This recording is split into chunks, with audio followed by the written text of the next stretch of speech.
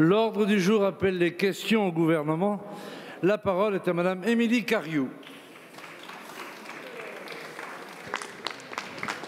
Ma question s'adresse à Monsieur le garde des Sceaux, ministre de la Justice. Monsieur le ministre, le parquet national financier est né à l'issue d'une grave crise politico-financière en 2013 et a été créé pour répondre à la nécessité d'améliorer la réponse pénale face à la délinquance financière. Le PNF et l'indépendance de ses membres constituent une réponse au sentiment d'impunité ressenti par les Français face aux manquements à la probité, aux conflits d'intérêts et aux violations les plus graves des règles économiques dans notre pays. Il a rapidement déployé ses moyens et ce parquet spécialisé a établi sa réputation à l'échelon international. Avec tous les services chargés de la lutte contre la fraude, dont la BNRDF, c'est l'édifice de tout un travail que je salue ici. En octobre 2018, lors de l'adoption de la loi relative à la lutte contre la fraude, votre majorité dans cette Assemblée a amplifié sa mission. Nous avons alors renforcé les pouvoirs des parquets, dont le PNF, avec l'ouverture du verrou de Bercy et de nouveaux outils juridiques donnés pour les juridictions financières, telles que la CJIP et la CRPC. Ces apports ont encore été salués la semaine dernière en commission des finances à l'occasion d'un rapport que j'ai rendu avec Éric Diard, député Les Républicains. Aller plus vite et plus fort tout en replaçant l'indépendance des pouvoirs au cœur du dispositif, c'est ce qui constitue l'armature de ce parquet, devenu un navire amiral de notre action publique contre la délinquance financière. Monsieur le garde des Sceaux, votre prédécesseur a diligenté une inspection sur le PNF. Le rapport de l'inspection générale de la justice fait état d'un bon bilan technique du PNF et de l'absence de manquements formels. Or, vous avez annoncé vendredi dernier le lancement d'une enquête administrative sur 2 membres actuels du PNF et sur Madame Eliane Houlette, ancien procureur national du parquet national financier, aujourd'hui retraité. Monsieur le ministre, ma question est très simple. Quelle réponse faites-vous aujourd'hui au Conseil supérieur de la magistrature qui, exceptionnellement, a exprimé sa préoccupation sur ces enquêtes administratives supplémentaires que vous avez annoncées et sur la garantie de l'indépendance de l'autorité judiciaire? La parole est à Monsieur Éric Dupond-Moretti, garde des Sceaux, ministre de la Justice.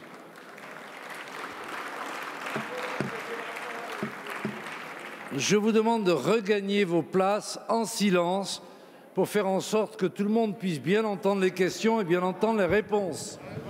Et à l'avenir d'arriver à l'heure. Comment elle s'appelle, Madame Cariou? Vous avez la parole, Monsieur le ministre.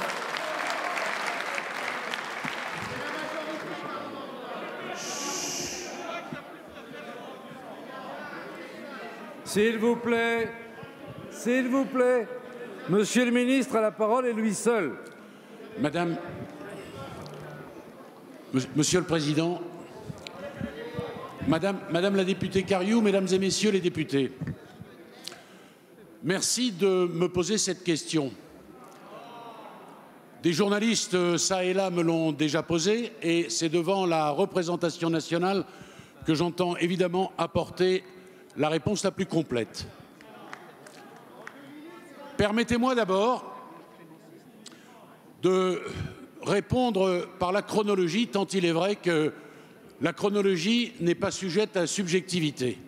Premièrement, c'est Madame Nicole Belloubet qui a ordonné l'inspection des services.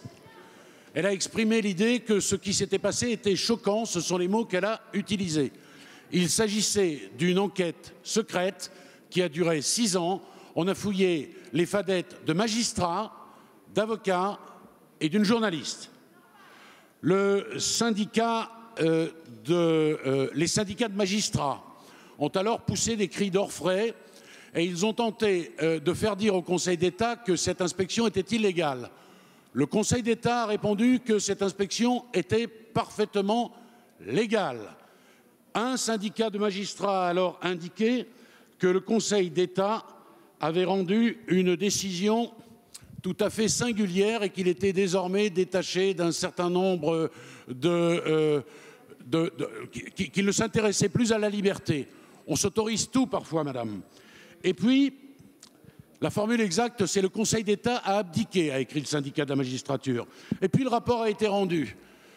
Je n'y ai participé ni de près ni de loin, j'ai dit que je le rendrais public et je l'ai rendu public. Et puis mes services ont été saisis. Je n'ai pas tenu leur plume. Ils ont dit qu'éventuellement, il y avait un certain nombre de dysfonctionnements qui tenaient à la fois à un manque de diligence, un manque de rigueur, un manque de loyauté. Qu'auriez-vous fait, Madame la députée, à ma place? Il était normal, bien évidemment, il était normal que nous allions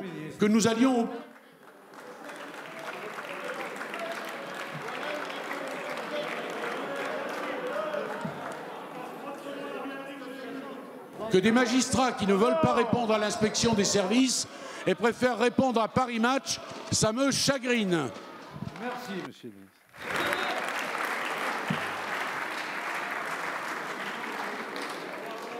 La parole est à monsieur Julien Dive.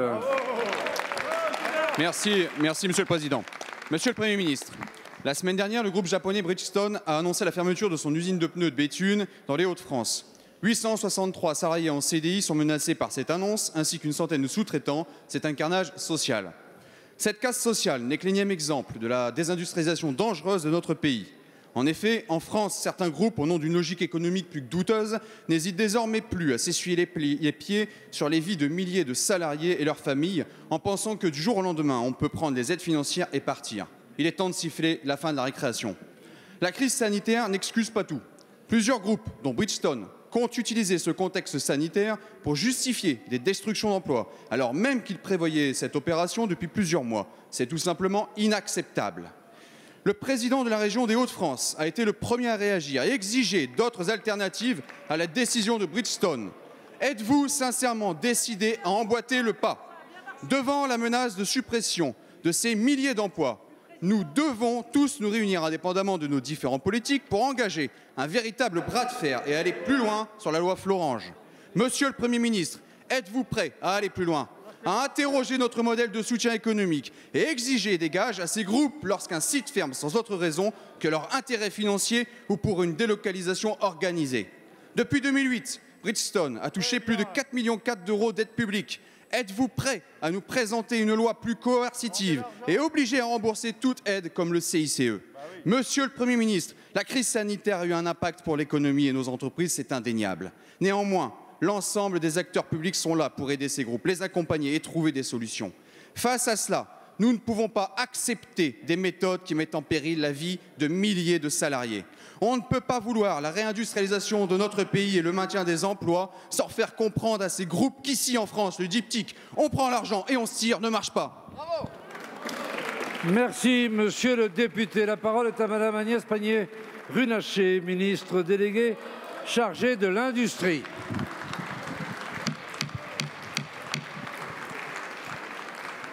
Merci, Monsieur le Président, Mesdames et Messieurs les députés.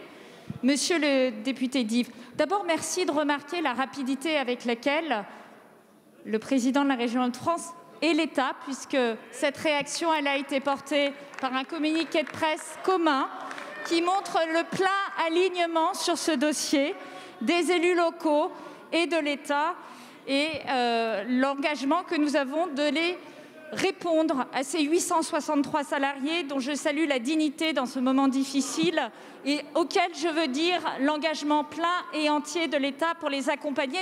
Et je rappelle qu'il était déjà présent l'État l'année dernière et il y a 2 ans quand les premières discussions ont eu lieu. Je veux également revenir sur la stratégie que nous avons en matière industrielle, parce que vous parlez effectivement de cette politique industrielle qui a détruit de l'emploi entre 2008 et 2018. Et vous avez raison de le souligner. Et c'est bien pour ça que ce gouvernement, depuis 3 ans, a pris à bras-le-corps ce sujet de l'industrie et, à la différence des 2 mandatures précédentes, a recréé de l'emploi industriel net sur l'ensemble des territoires. Et c'est dans cette direction que nous allons continuer à travailler, monsieur le député. Travailler en étant capable de trouver des solutions pour des entreprises comme Arc, comme Conda, comme Ambar par exemple, mais également des solutions d'entreprises qui s'installent en France. Et je veux citer ici l'exemple de l'entreprise industrielle qui va construire les batteries électriques grâce au gouvernement français. 2400 emplois à Douvrin de création. Voilà le type de politique industrielle dont nous avons envie, aux côtés de groupes qui s'engagent, qui créent de l'emploi et qui innovent. Je vous remercie. Merci, Madame la Ministre. La parole est à Monsieur Adrien Quatennens. Monsieur le Premier ministre, Bridgestone est un scandale. Et derrière l'arbre Bridgestone se cache la forêt. Auchan, Cargill, Agfa, Verallia et toutes les autres que ces 2 minutes ne me suffiraient pas à citer, mais que vous retrouverez répertoriées sur le site internet stoplicenciement.fr. L'État s'est rendu complice de ce massacre social en gavant d'argent public, sans vision et sans contrepartie, des groupes qui n'ont que faire de l'intérêt général, mais ne se soucient que des profits de leurs actionnaires. Lorsque François Hollande créait le CICE, que vous avez pérennisé en baisse de cotisation, on entendait M. Gattaz du MEDEF promettre partout 1 million d'emplois. Le bilan est désormais connu. C'est plutôt 1 million d'euros par emploi, le CICE ayant à peine créé une centaine de milliers d'emplois. Et votre plan de relance, salué à son tour par le MEDEF, ne vise rien d'autre que cela, catapulter des milliards et encore des milliards, sans cohérence, sans stratégie et sans contrepartie. Assez d'hypocrisie. L'État va-t-il refuser l'homologation du plan de licenciement prévu par Bridgestone? Allez-vous enfin exiger dans la loi des contreparties ou le remboursement des aides versées à ces grandes entreprises? Monsieur Macron nous a bassinés matin, midi et soir avec l'Europe qui protège. Or, dans cette affaire, votre Europe qui protège, c'est l'Europe qui détruit et qui organise la compétition déloyale entre les États membres. Votre Europe qui protège, c'est celle qui a subventionné l'installation de Bridgestone en Pologne, pendant que le groupe abandonnait le site français de Béthune. Votre Europe qui protège, c'est celle qui refuse l'harmonisation sociale pour exacerber la compétition généralisée sur les prix et ainsi détruire petit à petit ce qu'il aura fallu des décennies pour bâtir. La France n'est pas une salle de jeu ni un casino. Combien de temps allons-nous rester les bras ballants sans protection face à ces situations? Monsieur le Premier ministre, la planification, on commence quand? Merci, monsieur le député. La parole est à madame Agnès Pannier-Runacher, ministre déléguée chargée de l'Industrie. Merci, Monsieur le Président, Mesdames et Messieurs les députés, Monsieur le député Caterninx. Merci de souligner l'action du gouvernement pour l'emploi, puisque si nous prenons les chiffres, factuellement, c'est ce gouvernement qui a créé 500 000 emplois en 2017, en 2018 et en 2019. Pourquoi 500 000 emplois? Parce que nous avons une conviction chevillée au corps, c'est que le travail est l'acte fondateur de la dignité et la meilleure arme pour lutter contre la pauvreté. Et c'est en ce sens que nous avons construit toute notre action politique. Alors, sans doute loin des idéologies qui enferment, qui norment et qui empêchent justement ces créations d'emplois sur les territoires. Et moi, je veux vous dire, Monsieur Caterninx, que je vous tends la main pour trouver des solutions sur ces entreprises en difficulté. Car vous parlez de l'Europe, mais qui est allé auprès de l'Europe pour mettre en place des mesures de sauvegarde sur les pneus lourds? Qui est allé auprès de l'Europe pour mettre en place des mesures de sauvegarde sur l'acier? Qui a négocié auprès de l'Europe un accord qui permet de disposer historiquement de 750 milliards d'euros pour faire la relance de notre économie? Qui aujourd'hui se bat pour décarboner notre industrie, pour la moderniser en mettant 35 milliards d'euros, pas sans contrepartie, mais pour les PME, pour les entreprises de taille intermédiaire, car ce sont les principales bénéficiaires de notre plan, celles qui créent de l'emploi sur les territoires et celles qui aujourd'hui sont capables justement de répondre aux problèmes d'emploi auxquels nous faisons face. Alors s'il vous plaît, soyons pragmatiques, Monsieur Caterninx, et faisons en sorte d'aller défendre chaque emploi ensemble avec des solutions industrielles et pas des grands mots.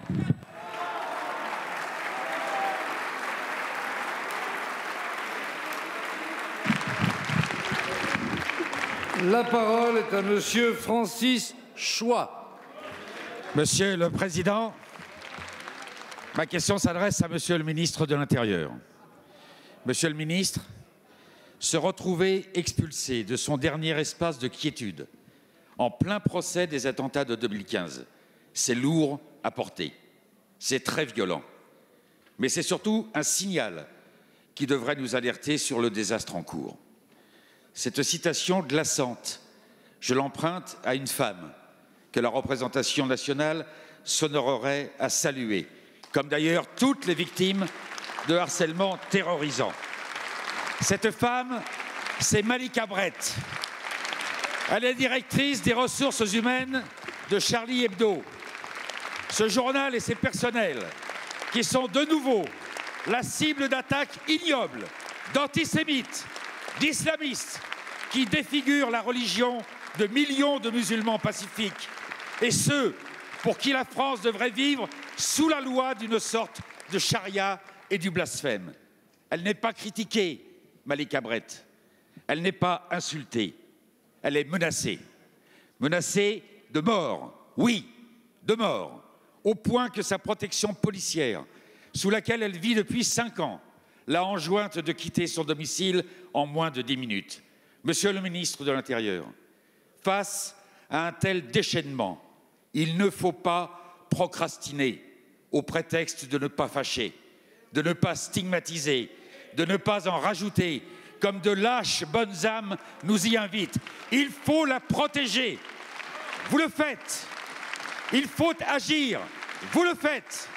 Mais il faut nommer le mal. Oui, oui, je stigmatise les terroristes de la peur et leurs complices adeptes d'un funeste relativisme de la République. Soyons tous debout, avec Malika Brett, avec Charlie, toujours.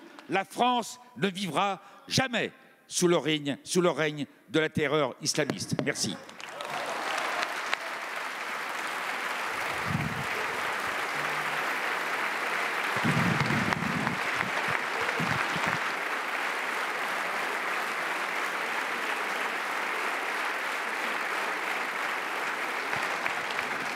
La parole est à Monsieur Gérald Darmanin, ministre de l'Intérieur.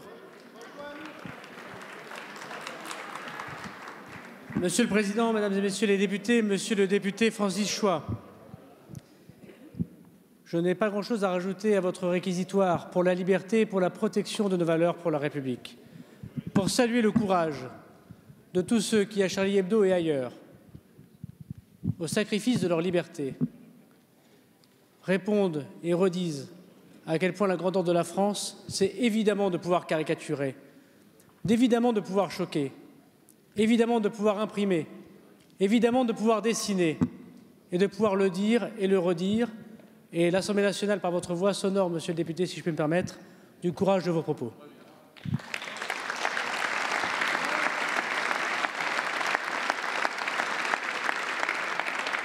Madame la directrice des ressources humaines de Charlie Hebdo, depuis 5 ans, vous l'avez dit, et sur décision de mes prédécesseurs, est protégée par la République.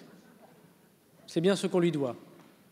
Mais en ce moment même, au moment même où des procès qui démontrent les actes ignobles qui ont été commis sur le sol de la République, sans pouvoir donner plus de détails sur la protection des personnels, des magistrats, de tous ceux qui concourent à l'objectivation de la vérité, je peux vous assurer, Monsieur le député, que c'est des dizaines et des dizaines de policiers qui protègent ces personnes qui sont aujourd'hui gravement menacées.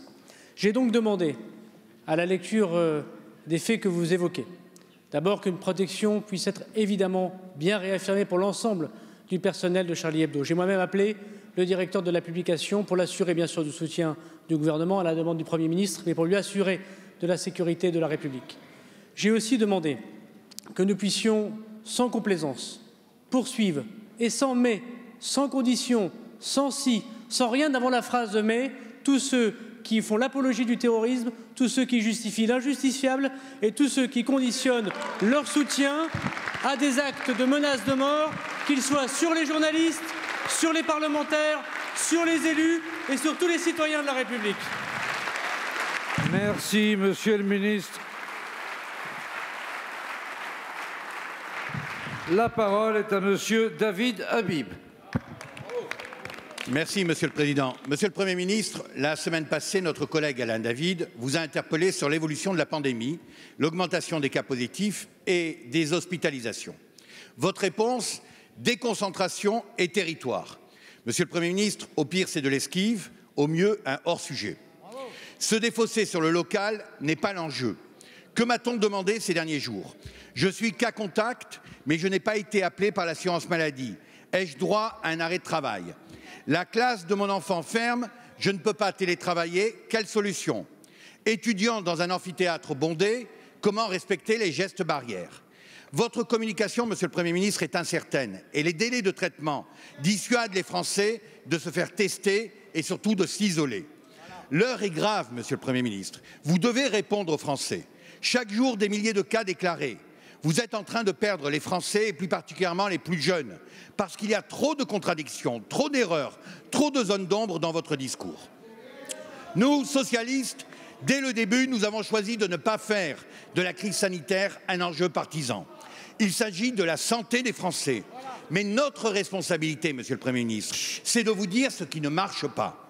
Faute de temps, je n'aborderai que 2 points. 1, le dépistage. Hier, le ministre de la Santé a annoncé 24 heures d'attente pour les publics prioritaires. Mais combien d'attentes pour le reste des Français? Si tous les salariés d'une petite entreprise doivent attendre leurs résultats pendant 7 jours, Monsieur le Premier ministre, cette entreprise, elle coule. La grippe. Il sera difficile de faire face au Covid et concomitamment à la grippe saisonnière. Quelle est donc votre stratégie pour favoriser la vaccination la plus massive possible auprès de tous les publics, quel que soit leur âge? On nous dit qu'on aura une réponse en octobre. Non, la volonté politique, c'est d'afficher l'ambition de votre gouvernement dès aujourd'hui. Merci, chers collègues. La parole est à Monsieur Olivier Véran, ministre des Solidarités et de la Santé. Monsieur le député David Habib, merci pour vos multiples questions auxquelles je ne pourrai pas répondre humainement en l'espace de 2 minutes, même si je peux avoir un débit de mitraillette quand il m'en prend l'envie, et vous comprendrez aisément pourquoi. Ce que je voudrais vous dire, c'est que vous soulignez à juste titre que l'épidémie a pris de l'ampleur dans notre pays ces dernières semaines, ce que je me suis échiné, comme d'autres, à rappeler aux Français, y compris pendant la période estivale, lorsque le relâchement était devenu la règle. La stratégie du gouvernement, Monsieur Habib, elle n'a pas changé. Des mesures différenciées, territoire par territoire, concertées localement. Lorsque des mesures ont pu être décidées depuis Paris et annoncées depuis Paris, nous avions le procès en centrisme parisien déconnecté des territoires. Dès lors que nous confions au préfet le soin de consulter, de concerter, de prendre 48, 72 heures pour déterminer les bonnes dispositions, vous nous accusez presque de nous défausser de nos responsabilités. Ni l'une, ni l'autre, Monsieur le député Habib.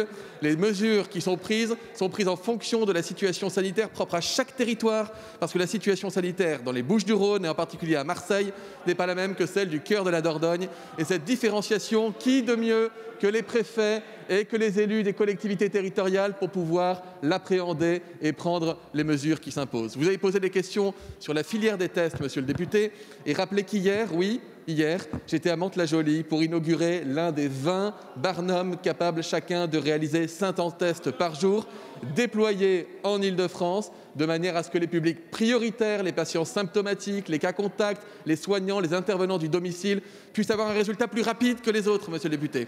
Vous avez posé beaucoup de questions auxquelles je pourrais répondre factuellement.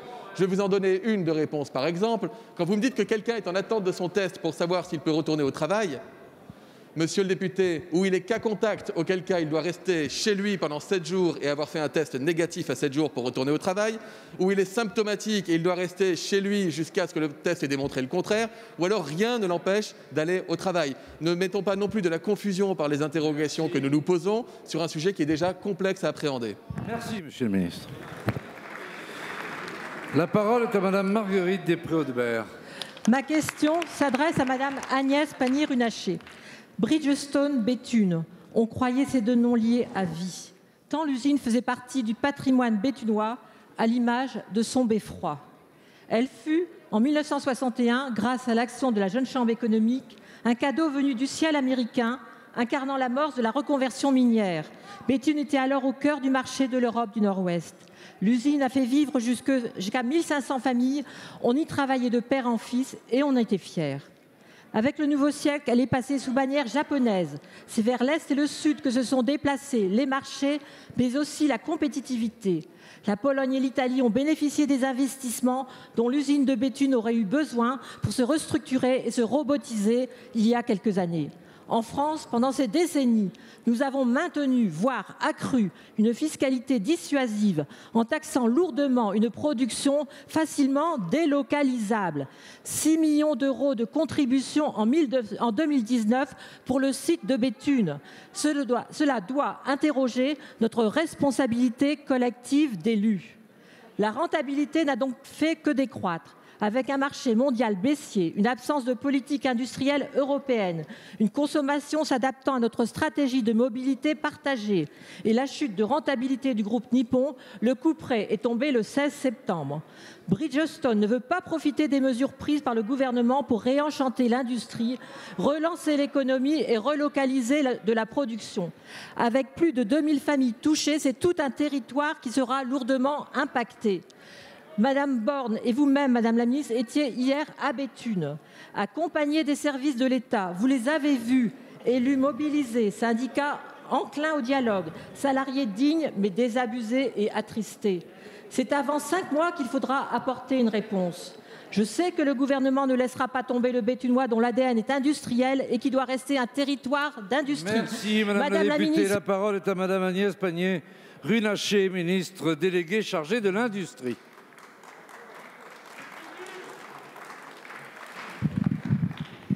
Mesdames et Messieurs les députés, Monsieur le Président, Madame la députée Marguerite Després-Audebert, merci d'abord d'avoir été présente hier et d'avoir marqué depuis ces quelques jours votre entière disponibilité pour nous accompagner et nous aider à trouver une solution pour cette usine de Béthune que vous connaissez si bien, puisque c'est votre père qui avait réussi à l'installer dans le Béthunois alors qu'elle était en compétition avec une autre région, et je veux rappeler ce fait.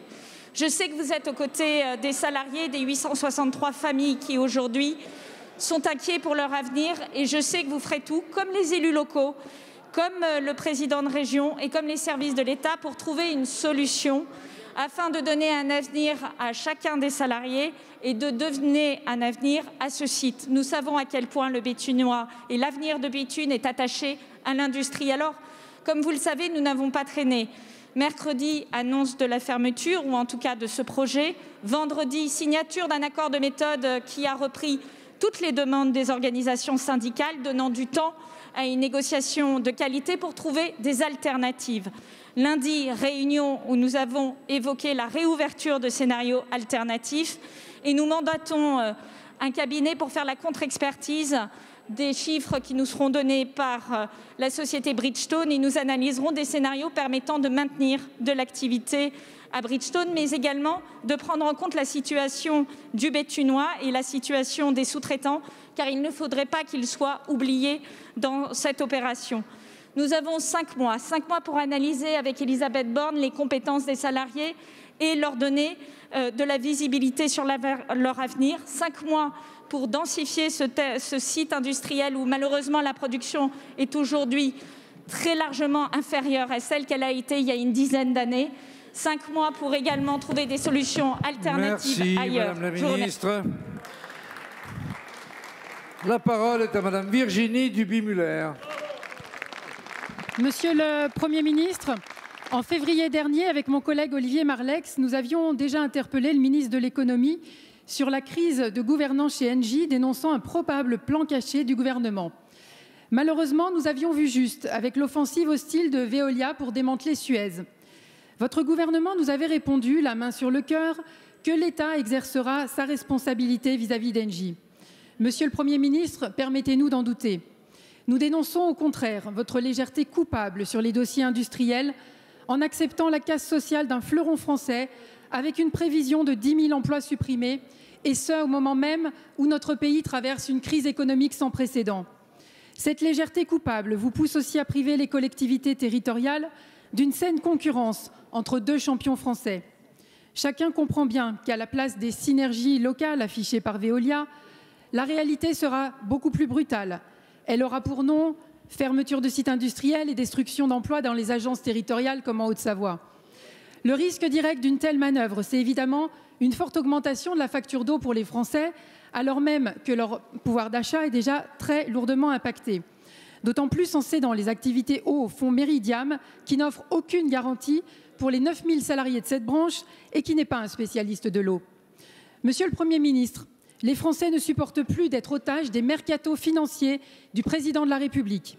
Après ces échecs sur Alstom et Alcatel, évitons un énième dépeçage industriel soutenu par Emmanuel Macron. Car il s'agirait bien de comprendre qu'on ne fusionne pas des machines, mais bien des femmes et des hommes et des relations historiques avec les élus. Ma question est donc la même qu'en février dernier. Nous vous demandons de clarifier vos intentions et d'agir en pleine lumière plutôt que dans les secrets des couloirs. Merci. Merci, Madame la députée. La parole est à Madame Olivia Grégoire, secrétaire d'État chargée de l'économie sociale, solidaire et responsable.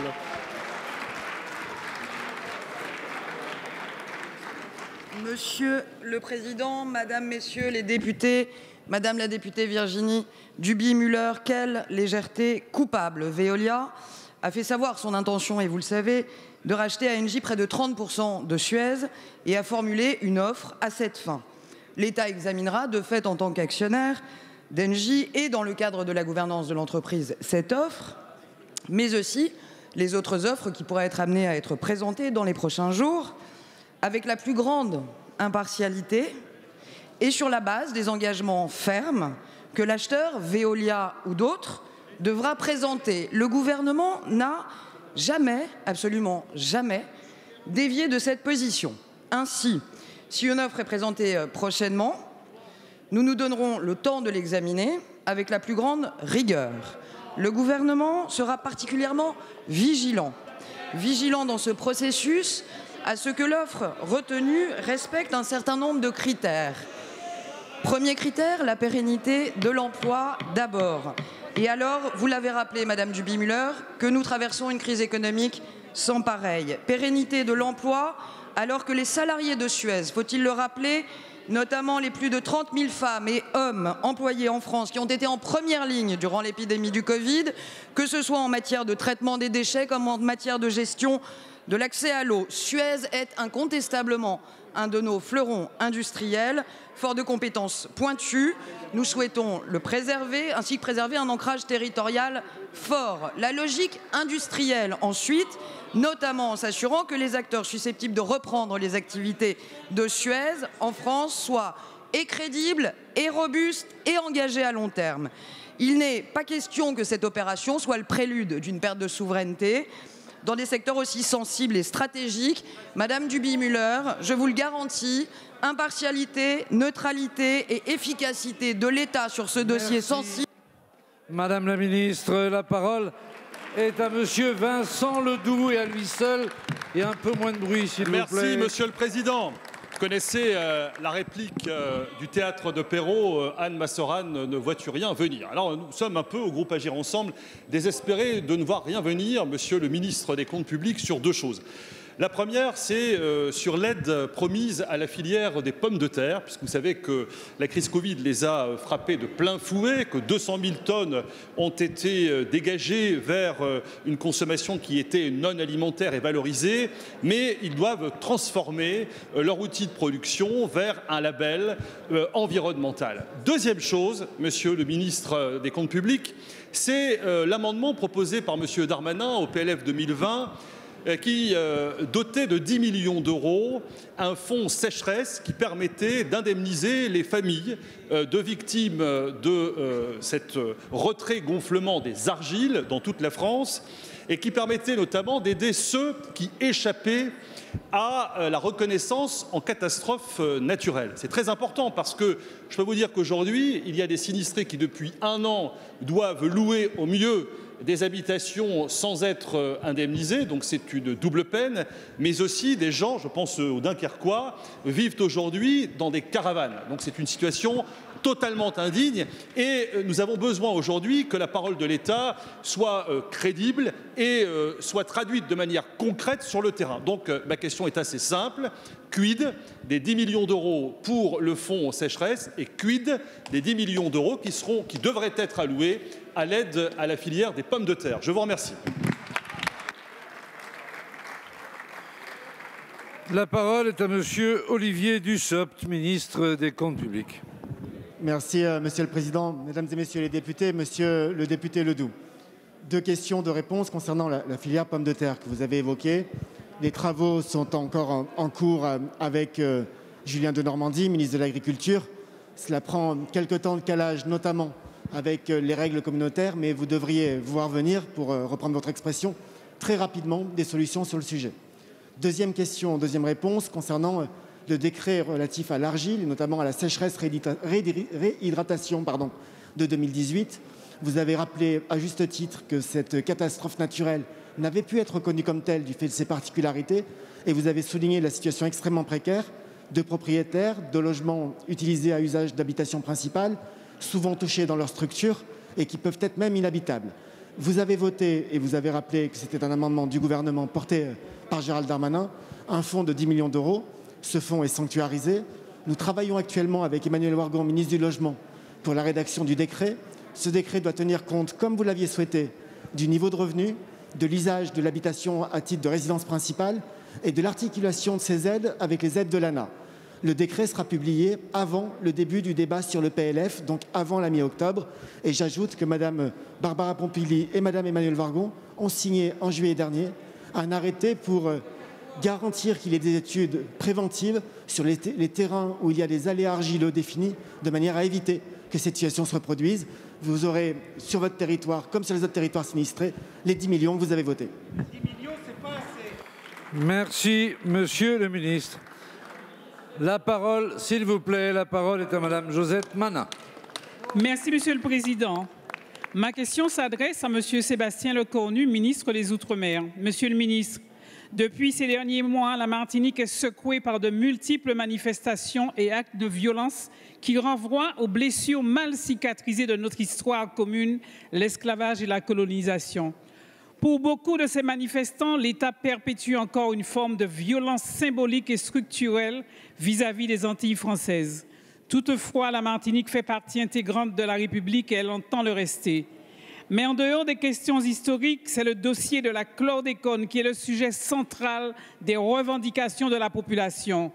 Pour rappel, une commission d'enquête parlementaire a permis de comprendre et de découvrir les raisons et les responsabilités liées à l'utilisation de ce poison à l'époque, a formulé 42 propositions pour engager le processus de réparation des préjudices économiques, sanitaires et agricoles induits.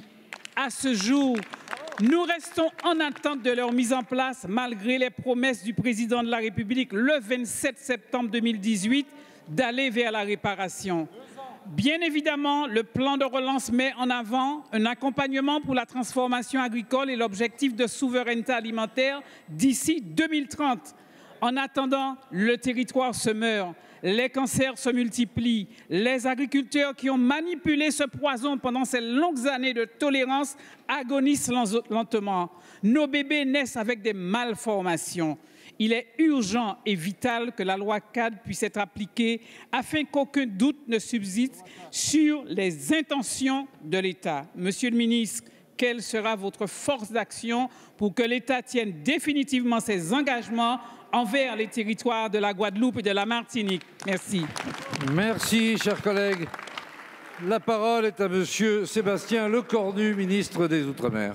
Merci, Monsieur le Président, Mesdames, Messieurs les députés. Madame la députée Josette Manin, le dossier de la chlordécone est un dossier grave, un scandale. Ça a été rappelé par le Président de la République il y a maintenant 2 ans et je pense que nous pouvons dire que, et sous le quinquennat de Nicolas Sarkozy et sous le quinquennat de François Hollande, un certain nombre de décisions positives ont été prises sur ce dossier et ont permis de faire avancer ce dossier.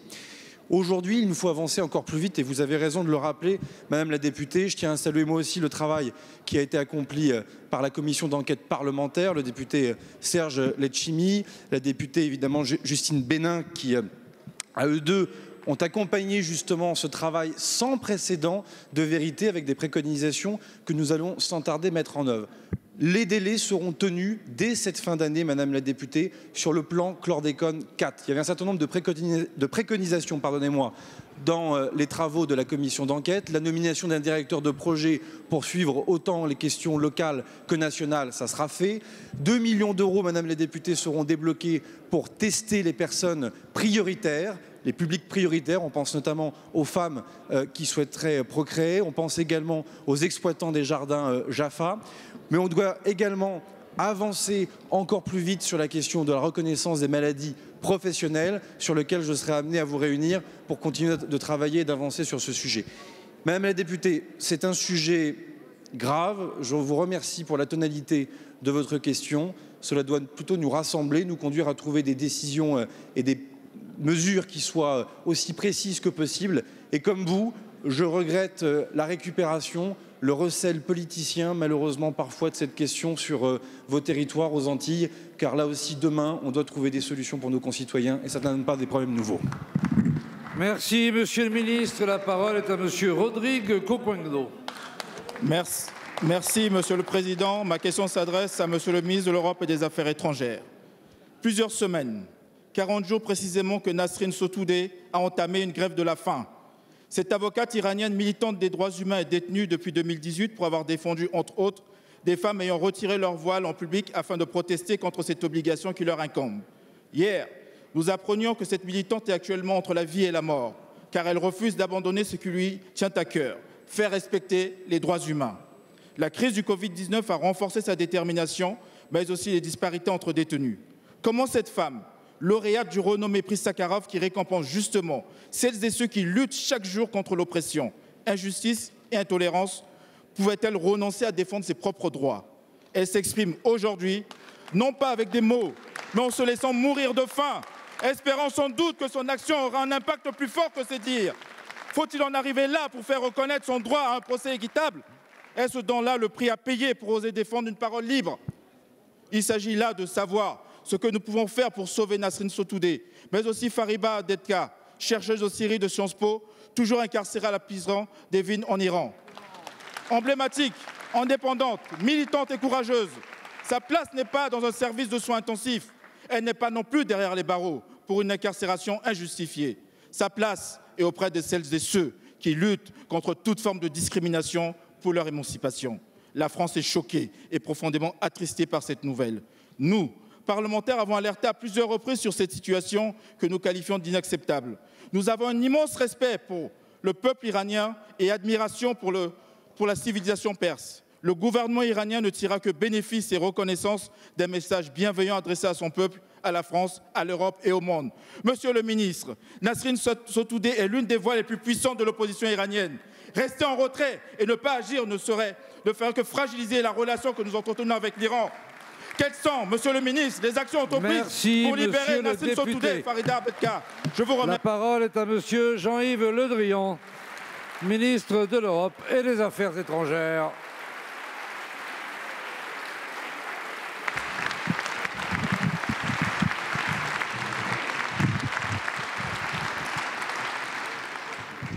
Merci, Monsieur le député Coquendo, de faire applaudir dans cette enceinte Nasrin Sotoudeh. Et merci, Mesdames et Messieurs les députés, d'être solidaires de cette mobilisation. En effet, cela a été rappelé par le député Coquendo, nous sommes très inquiets sur l'état de santé de Nasrin Sotoudeh.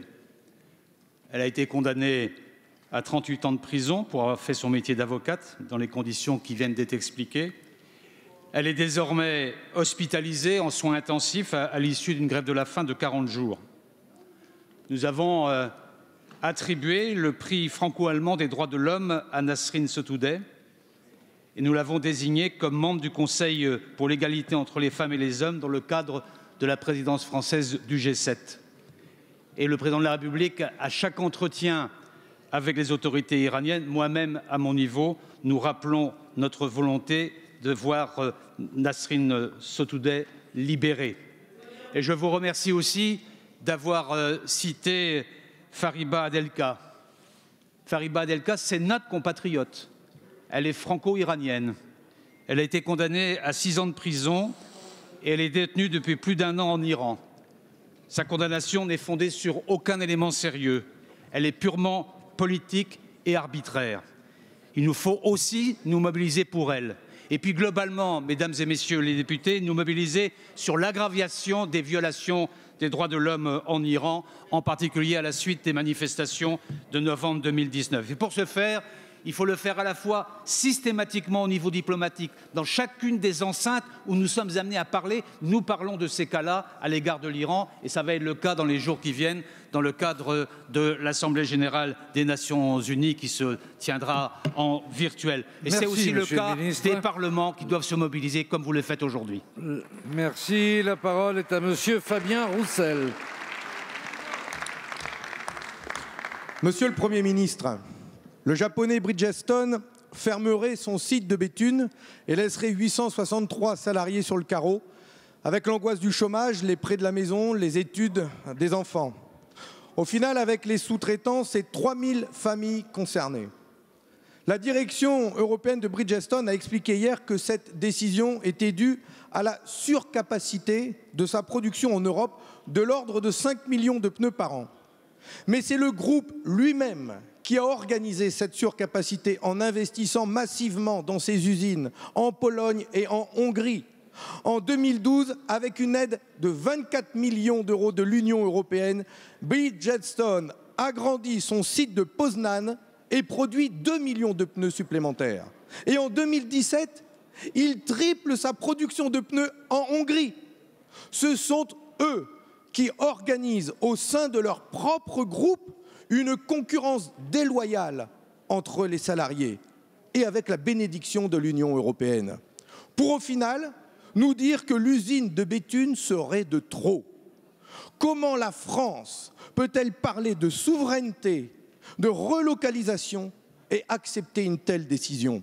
C'est un scandale industriel, social, mais aussi écologique, car les pneus Bridgestone viendront désormais par camion de toute l'Europe.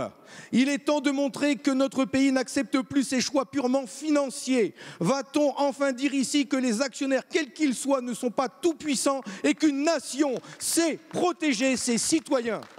Monsieur le Premier ministre, les députés communistes vous demandent de faire pression sur le groupe japonais en demandant le remboursement des aides publiques de l'Union européenne. Faites pression sur le gouvernement japonais, menacez leurs produits qu'ils importent en France, faites respecter notre pays, notre industrie, nos salariés, obtenez que le site de Béthune ne ferme pas. Merci, monsieur le député. La parole est à madame Agnès Pannier-Runacher, ministre déléguée chargée de l'Industrie. Merci, Monsieur le Président, Mesdames et Messieurs les députés, Monsieur le député Roussel.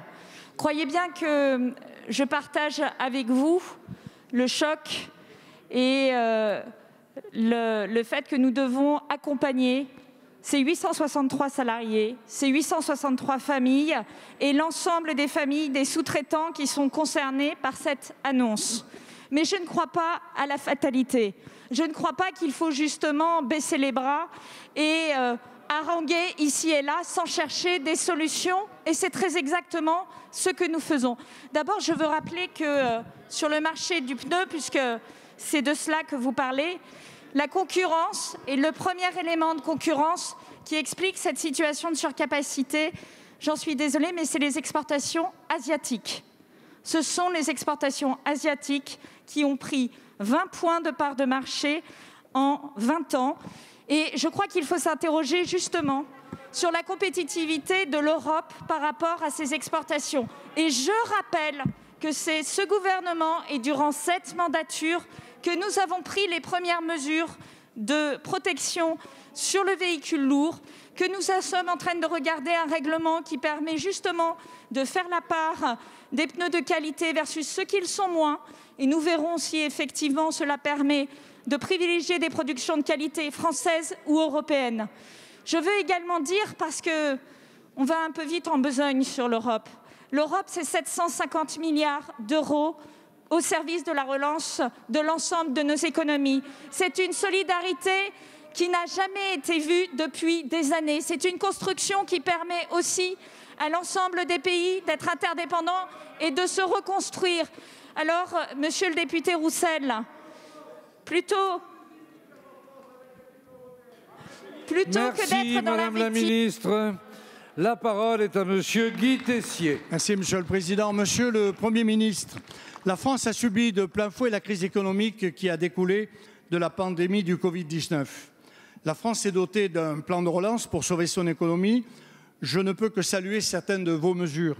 Néanmoins, dans ce plan de relance, je m'étonne de l'absence de certains secteurs stratégiques comme celui de la défense. Cette filière industrielle d'excellence regroupe 4000 entreprises travaillant à la fois pour la défense et pour le civil, soit 200 000 salariés. Seul le spatial militaire bénéficiera de votre plan de relance à hauteur d'environ 50 millions, ce qui représente une goutte d'eau parmi les 100 milliards annoncés. Le résultat, et que les industriels du secteur devront se contenter des promesses budgétaires de l'actuelle loi de programmation, bien insuffisantes au regard de la crise qu'ils traversent. L'annonce de la commande de 18 Rafales par la Grèce pourrait laisser croire que la situation est moins critique que d'autres secteurs, et cela est faux. Il ne s'agit là que d'une résilience apparente. Dans son point de presse du 3 septembre dernier, le chef de la task force de sauvetage du BITD a déclaré « Si les commandes militaires ont continué pendant le confinement, l'activité civile des fournisseurs a chuté, mettant à mal leur état de santé global ». On a également appris que 92 entreprises de la défense, dont 80% de PME, se sont déjà trouvées dans une situation critique en raison de la crise liée au Covid-19. Malgré le soutien du ministère des Armées, leur situation n'en reste pas moins fragile. Cette omission constitue une erreur à double titre. D'une part, elle fragilise notre capacité opérationnelle, ce qui équivaut à baisser notre garde dans un contexte géopolitique qui se détériore. Et d'autre part, elle est dommageable sur le plan économique, puisque l'industrie de défense constitue un des secteurs industriels français sur lequel l'effet d'entraînement d'un plan de relance sera le plus efficace en termes d'emploi et de valeur ajoutée sur notre territoire. Monsieur le Premier ministre, devant ces réalités, comment se fait-il que le secteur industriel de la défense soit le grand oublié de ce plan de relance? Merci, monsieur le député. La parole est à madame Geneviève Darrieussecq, ministre déléguée auprès de la ministre des Armées. Merci, monsieur le président. Mesdames, messieurs les députés, monsieur le député Tessier.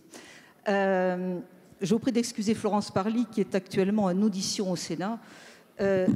Bon, mais vous l'avez dit, le plan de relance du ministère des Armées, c'est la loi de programmation militaire. Je ne peux quand même pas laisser dire que c'est rien. Le ministère des Armées a bénéficié en 2018 d'1,8 milliard de plus supplémentaire. La loi de programmation militaire que vous avez largement votée sur ces bancs, 2019-2025, c'est 180 milliards d'investissement pour ce secteur. Je ne peux pas laisser dire que ça ne correspond pas à un vrai plan de relance. Plan de relance qui permettra d'équiper nos hommes et nos femmes en petits équipements, qui permettra bien entendu de moderniser l'armement, ce qui est nécessaire, qui permet de travailler dans l'innovation pour le futur, qui permet également, et je le signale parce qu'il n'y a pas que les industries de la défense que nous soutenons, c'est bien sûr toute l'industrie du bâtiment et des BTP avec des investissements en immobilier qui ont été multipliés par 2. Donc je veux dire que nous participons globalement au maintien de l'emploi et au développement des industriels de défense. Alors vous l'avez dit, nous avons soutenu pendant la crise les industries de la base industrielle et technologique de défense avec des soutiens à l'export, des prêts garantis par l'État et bien entendu, nous avons anticipé certaines commandes pour l'aéronautique qui était le secteur le plus fragilisé avec, vous le savez, 600 millions d'euros, 3 MRTT, 8 hélicoptères. Et donc, ce plan-là, je ne ferai pas la liste, vous la connaissez mieux que moi, ce plan-là est véritablement le plan de relance du ministère des Armées et de l'État dans ce domaine. Merci, madame la ministre. La parole est à monsieur Florian Bachelier. Merci, monsieur le président. Monsieur le Premier ministre, mesdames et messieurs les ministres, mes chers collègues, la Bretagne connaît un certain nombre de situations préoccupantes. Les plans sociaux et les projets de réorganisation se multiplient et des milliers de familles aujourd'hui vivent dans l'angoisse. Dans le Morbihan, ce sont les fonderies de Codan qui sont en difficulté avec le désengagement programmé du groupe Renault. À Morlaix, c'est le changement de stratégie du groupe Air France et l'abandon de la filiale Hop qui aurait des conséquences lourdes. À Roscoff, c'est la Brittany Ferries qui paye aujourd'hui le double prix et du Covid et du Brexit. À Lannion, c'est encore Nokia qui inquiète dans cette région, qui assumait jusqu'à présent de mettre la science, le progrès technologique au cœur de sa stratégie de développement économique. Je n'oublie pas non plus les PME qui ferment et leur cortège de licenciés qui souffrent en silence. Face à cette situation, chacun, je crois, le reconnaît sur ces bancs, l'État a répondu présent comme jamais avec le plan d'urgence. Mais malgré ces efforts historiques, les Bretons sont légitimement inquiets par l'ampleur des destructions d'emplois qui se profilent. Ils savent que tous ces dispositifs sont par essence temporaires et se posent la question de l'après. Mesdames et messieurs les ministres, à l'heure de la concrétisation sur le terrain du plan de relance, je souhaite vous interroger sur l'action du gouvernement dans les secteurs qui, comme l'industrie, le transport, le commerce, l'agroalimentaire, sont déterminants pour l'emploi, mais aussi pour la souveraineté de la France. Ma question est donc double. Comment le gouvernement compte-t-il concrètement concilier le nécessaire investissement dans l'économie de demain et le soutien aux secteurs en difficulté ? Comment pouvons-nous renforcer dans les faits la mobilisation et la coordination vitale de tous les acteurs de la puissance publique, en ce compris élus régionaux, parlementaires, préfets et gouvernements? Je vous remercie. Monsieur le député. La parole est à Madame Agnès Pannier-Runacher, ministre déléguée chargée de l'Industrie. Merci, Monsieur le Président, Mesdames et Messieurs les députés, Monsieur le député Bachelier. Je sais votre engagement sans faille au service de ce territoire qui est la Bretagne et votre vigilance exigeante à l'égard du gouvernement, puisque vous ne manquez jamais une occasion de nous saisir de dossiers d'entreprises qui soit sont en développement, soit en difficulté. L'État est déjà fortement intervenu en Bretagne et je veux ici donner quelques chiffres pour les entreprises bretonnes. 224 millions d'euros pour 70 000 entreprises TPE au titre du Fonds de solidarité, 654 millions et plus de 66 millions d'heures indemnisées pour protéger les compétences et les emplois. 23 000 entreprises qui ont eu un prêt garanti par l'État pour 4,4 milliards d'euros. 23 000 entreprises qui, vous l'imaginez bien, sont des TPE, des PME et des ETI. Il n'y a pas de doute sur la question. Nous sommes également mobilisés sur les dossiers que vous mentionnez. J'en prendrai deux. Brittany Ferries, je crois que le Premier ministre a affirmé très nettement et sans ambiguïté son engagement pour soutenir cette entreprise importante, non seulement pour le trafic transmanche, mais également pour les agriculteurs. Et nous avons déjà pris une mesure d'exonération des charges sociales pour 15 millions d'euros, mais également nous l'accompagnons dans la durée pour passer ce cap difficile. Et vous pouvez compter sur nous. Et je pense également à Nokia, avec lequel nous sommes en contact et qui devrait revenir vers les salariés début octobre, avec, nous y mettons de nouvelles propositions, sachant que nous travaillons de près avec les organisations syndicales, les élus, mais également les autres entreprises technologiques du territoire, Ericsson, Qualcomm, Orange et certains services de l'État.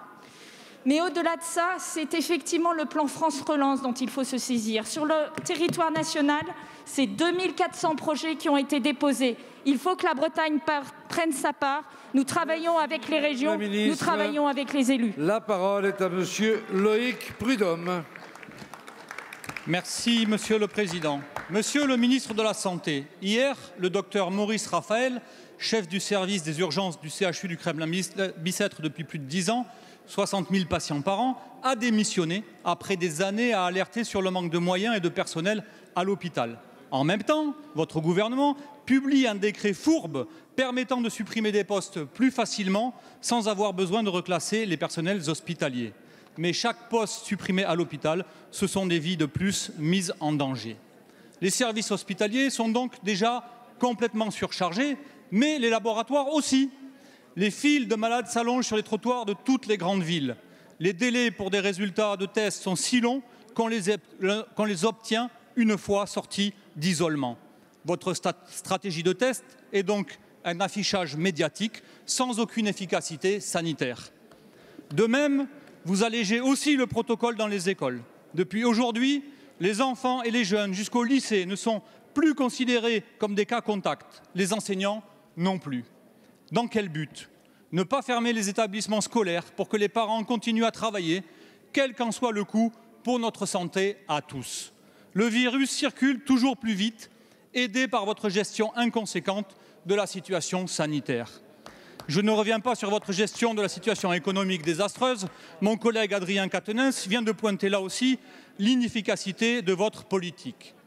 Vos choix dogmatiques, aveugles et impuissants à gérer une situation sanitaire hors norme sont donc doublement fautifs. Ils démontrent que factuellement, vous faites le choix de l'immunité collective sans l'assumer. Mes questions seront donc très claires, Monsieur le ministre. Faites-vous le pari de l'immunité collective, oui ou non? Qu'allez-vous faire quand les services de réanimation seront de nouveau saturés dans les prochains jours? Et enfin, combien de personnes avez-vous décidé de laisser mourir dans votre scénario de gestion de cette crise sanitaire? Merci, Monsieur le député. La parole est à Monsieur Olivier Véran, ministre des Solidarités et de la Santé.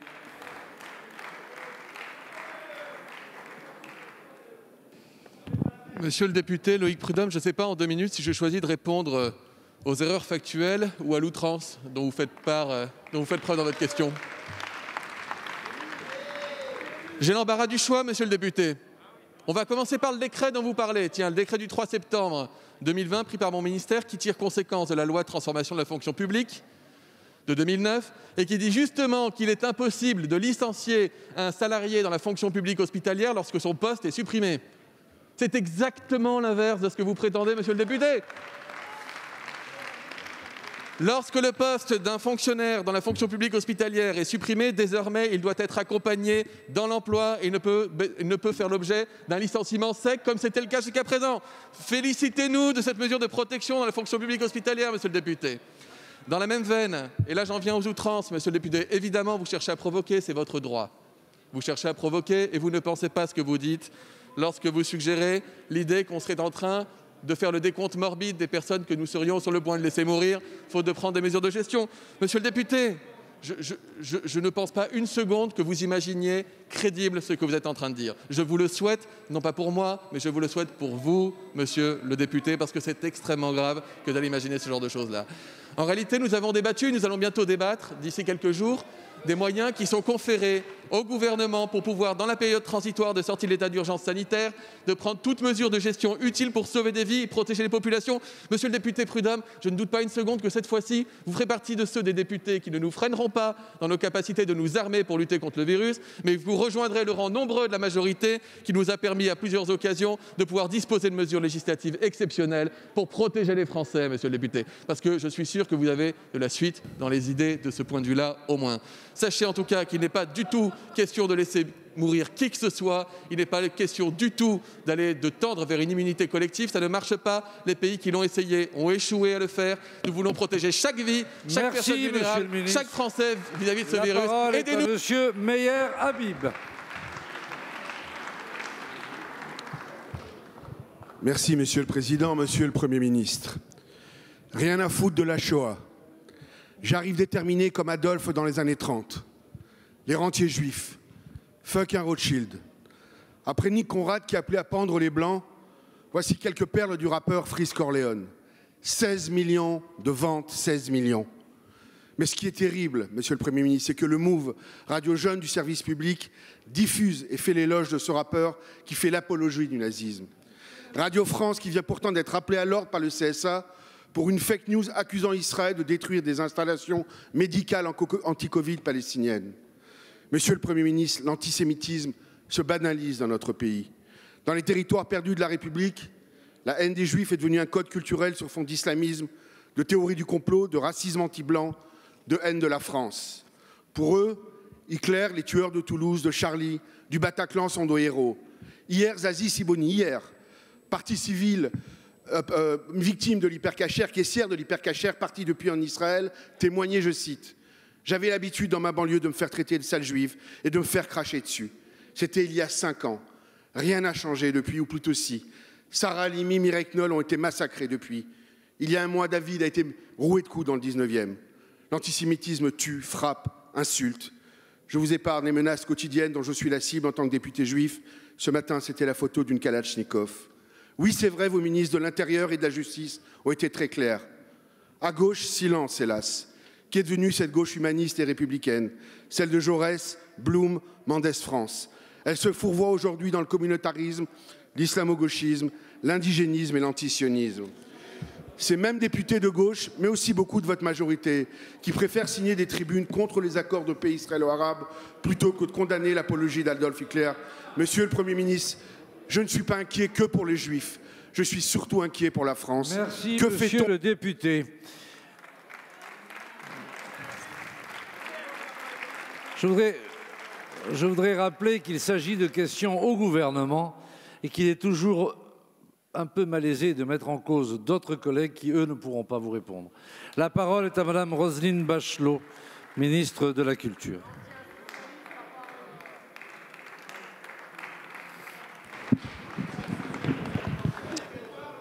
Le rappeur Freeze Corleone, de son nom Issa Lorenzo Diakate, a un talent indéniable.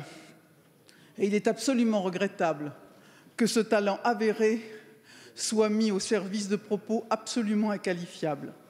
Racisme, antisémitisme, et ce talent donne un pouvoir, une influence tout à fait considérable aux propos inadmissibles qu'il tient. La LICRA a justement signalé ces propos. Également, à la suite de la saisie du délégué interministériel à la lutte contre le racisme, l'antisémitisme et la haine anti-LGBT, le parquet de Paris a ouvert une enquête. Nous attendons les résultats de celle-ci. Je peux vous dire, monsieur le député, que l'ensemble de la communauté nationale et que l'Assemblée nationale condamnent formellement les propos antisémites de monsieur Freeze Corleone.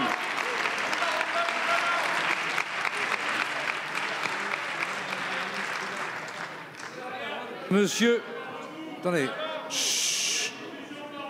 La parole est à monsieur Aurélien Pradié et à lui seul. Merci, Monsieur le Président. Ma question s'adresse au ministre des Affaires étrangères et de l'Europe. Monsieur le ministre, nous respectons dans cette Assemblée votre parole. Votre voix est celle de notre diplomatie et donc la voix de la France. Votre signature n'est pas n'importe quelle signature, elle engage la France. Or, le 30 octobre dernier, votre signature a manifestement servi des intérêts privés bien plus que l'intérêt national. En novembre, le groupe LVMH a fait le choix de se porter acquéreur de la marque américaine Tiffany à hauteur de 13,8 milliards d'euros. C'était un choix d'entreprise dont celle-ci était pleinement libre et dont elle se devait tout aussi librement d'assumer l'entière responsabilité. Le groupe de luxe s'est depuis ravisé. Et dans une lettre que vous avez personnellement adressée à M. Bernard Arnault, vous volez au secours de son conseil d'administration, sans aucun fondement juridique, sans aucun argument solide et en créant un précédent historique en matière de diplomatie française. Cette lettre devait rester secrète, sauf qu'elle a été rendue publique. Le bras de fer entre deux groupes internationaux aurait dû seulement agiter les milieux d'affaires, mais certainement pas mobiliser la diplomatie française. Les intérêts supérieurs de notre nation étaient-ils menacés? Non. Et même au contraire, puisqu'il s'agissait d'une nouvelle conquête française sur le marché américain. Qui, au sommet de l'État, vous a passé cette commande? Nous apprenons aujourd'hui qu'un procès se tiendra le 5 janvier et votre courrier est versé à la procédure. Les tensions commerciales et judiciaires entre la France et les États-Unis vont s'aggraver. La protection d'intérêts privés et de liens privilégiés aurait-elle dépassé la défense de l'intérêt général? Dans une démocratie, nous devons combattre toutes les tentations d'instrumentalisation de l'État. Il en va de la crédibilité du politique, de la crédibilité de la France et donc de notre souveraineté. Monsieur le ministre, je vous pose la question clairement, parce qu'elle est grave. Quels intérêts la France a-t-elle servi dans cette affaire? Merci, monsieur le député. La parole est à monsieur Jean-Yves Le Drian, ministre de l'Europe et des Affaires étrangères. Monsieur le député, vous avez rappelé brièvement quelle était la situation internationale et les relations complexes commerciales transatlantiques avec les États-Unis. Je vous rappelle ce que vous savez, c'est que les États-Unis, en représailles à la taxe française sur les services numériques, ont adopté en juillet 2020 des sanctions tarifaires contre les exportations françaises et singulièrement dans le secteur du luxe. Ces sanctions ont été suspendues jusqu'en janvier 2021.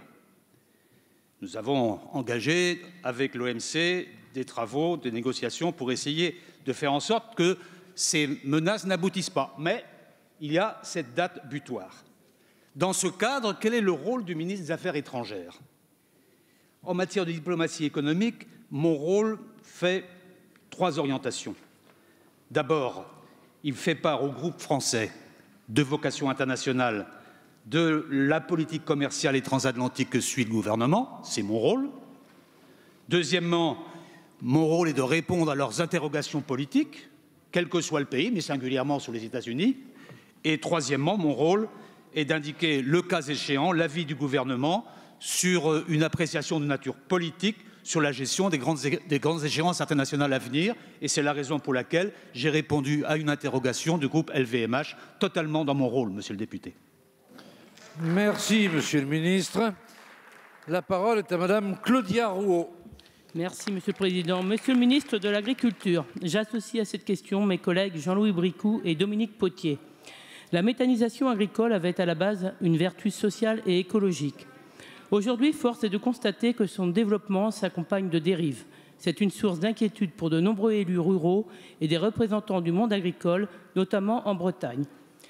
L'accaparement de terres pour produire du maïs à vocation énergétique, la disparition de productions agricoles, notamment laitières, insuffisamment rémunératrices, la spéculation foncière, l'inflation du prix des cultures fourragères pour l'élevage, la transmission de ces unités de biogaz valorisées à plusieurs millions d'euros, un mauvais bilan carbone induit par la transformation de prairies en culture de maïs et les nuisances liées au transport des intrants dont l'approvisionnement est parfois supérieur à 50 km des méthaniseurs.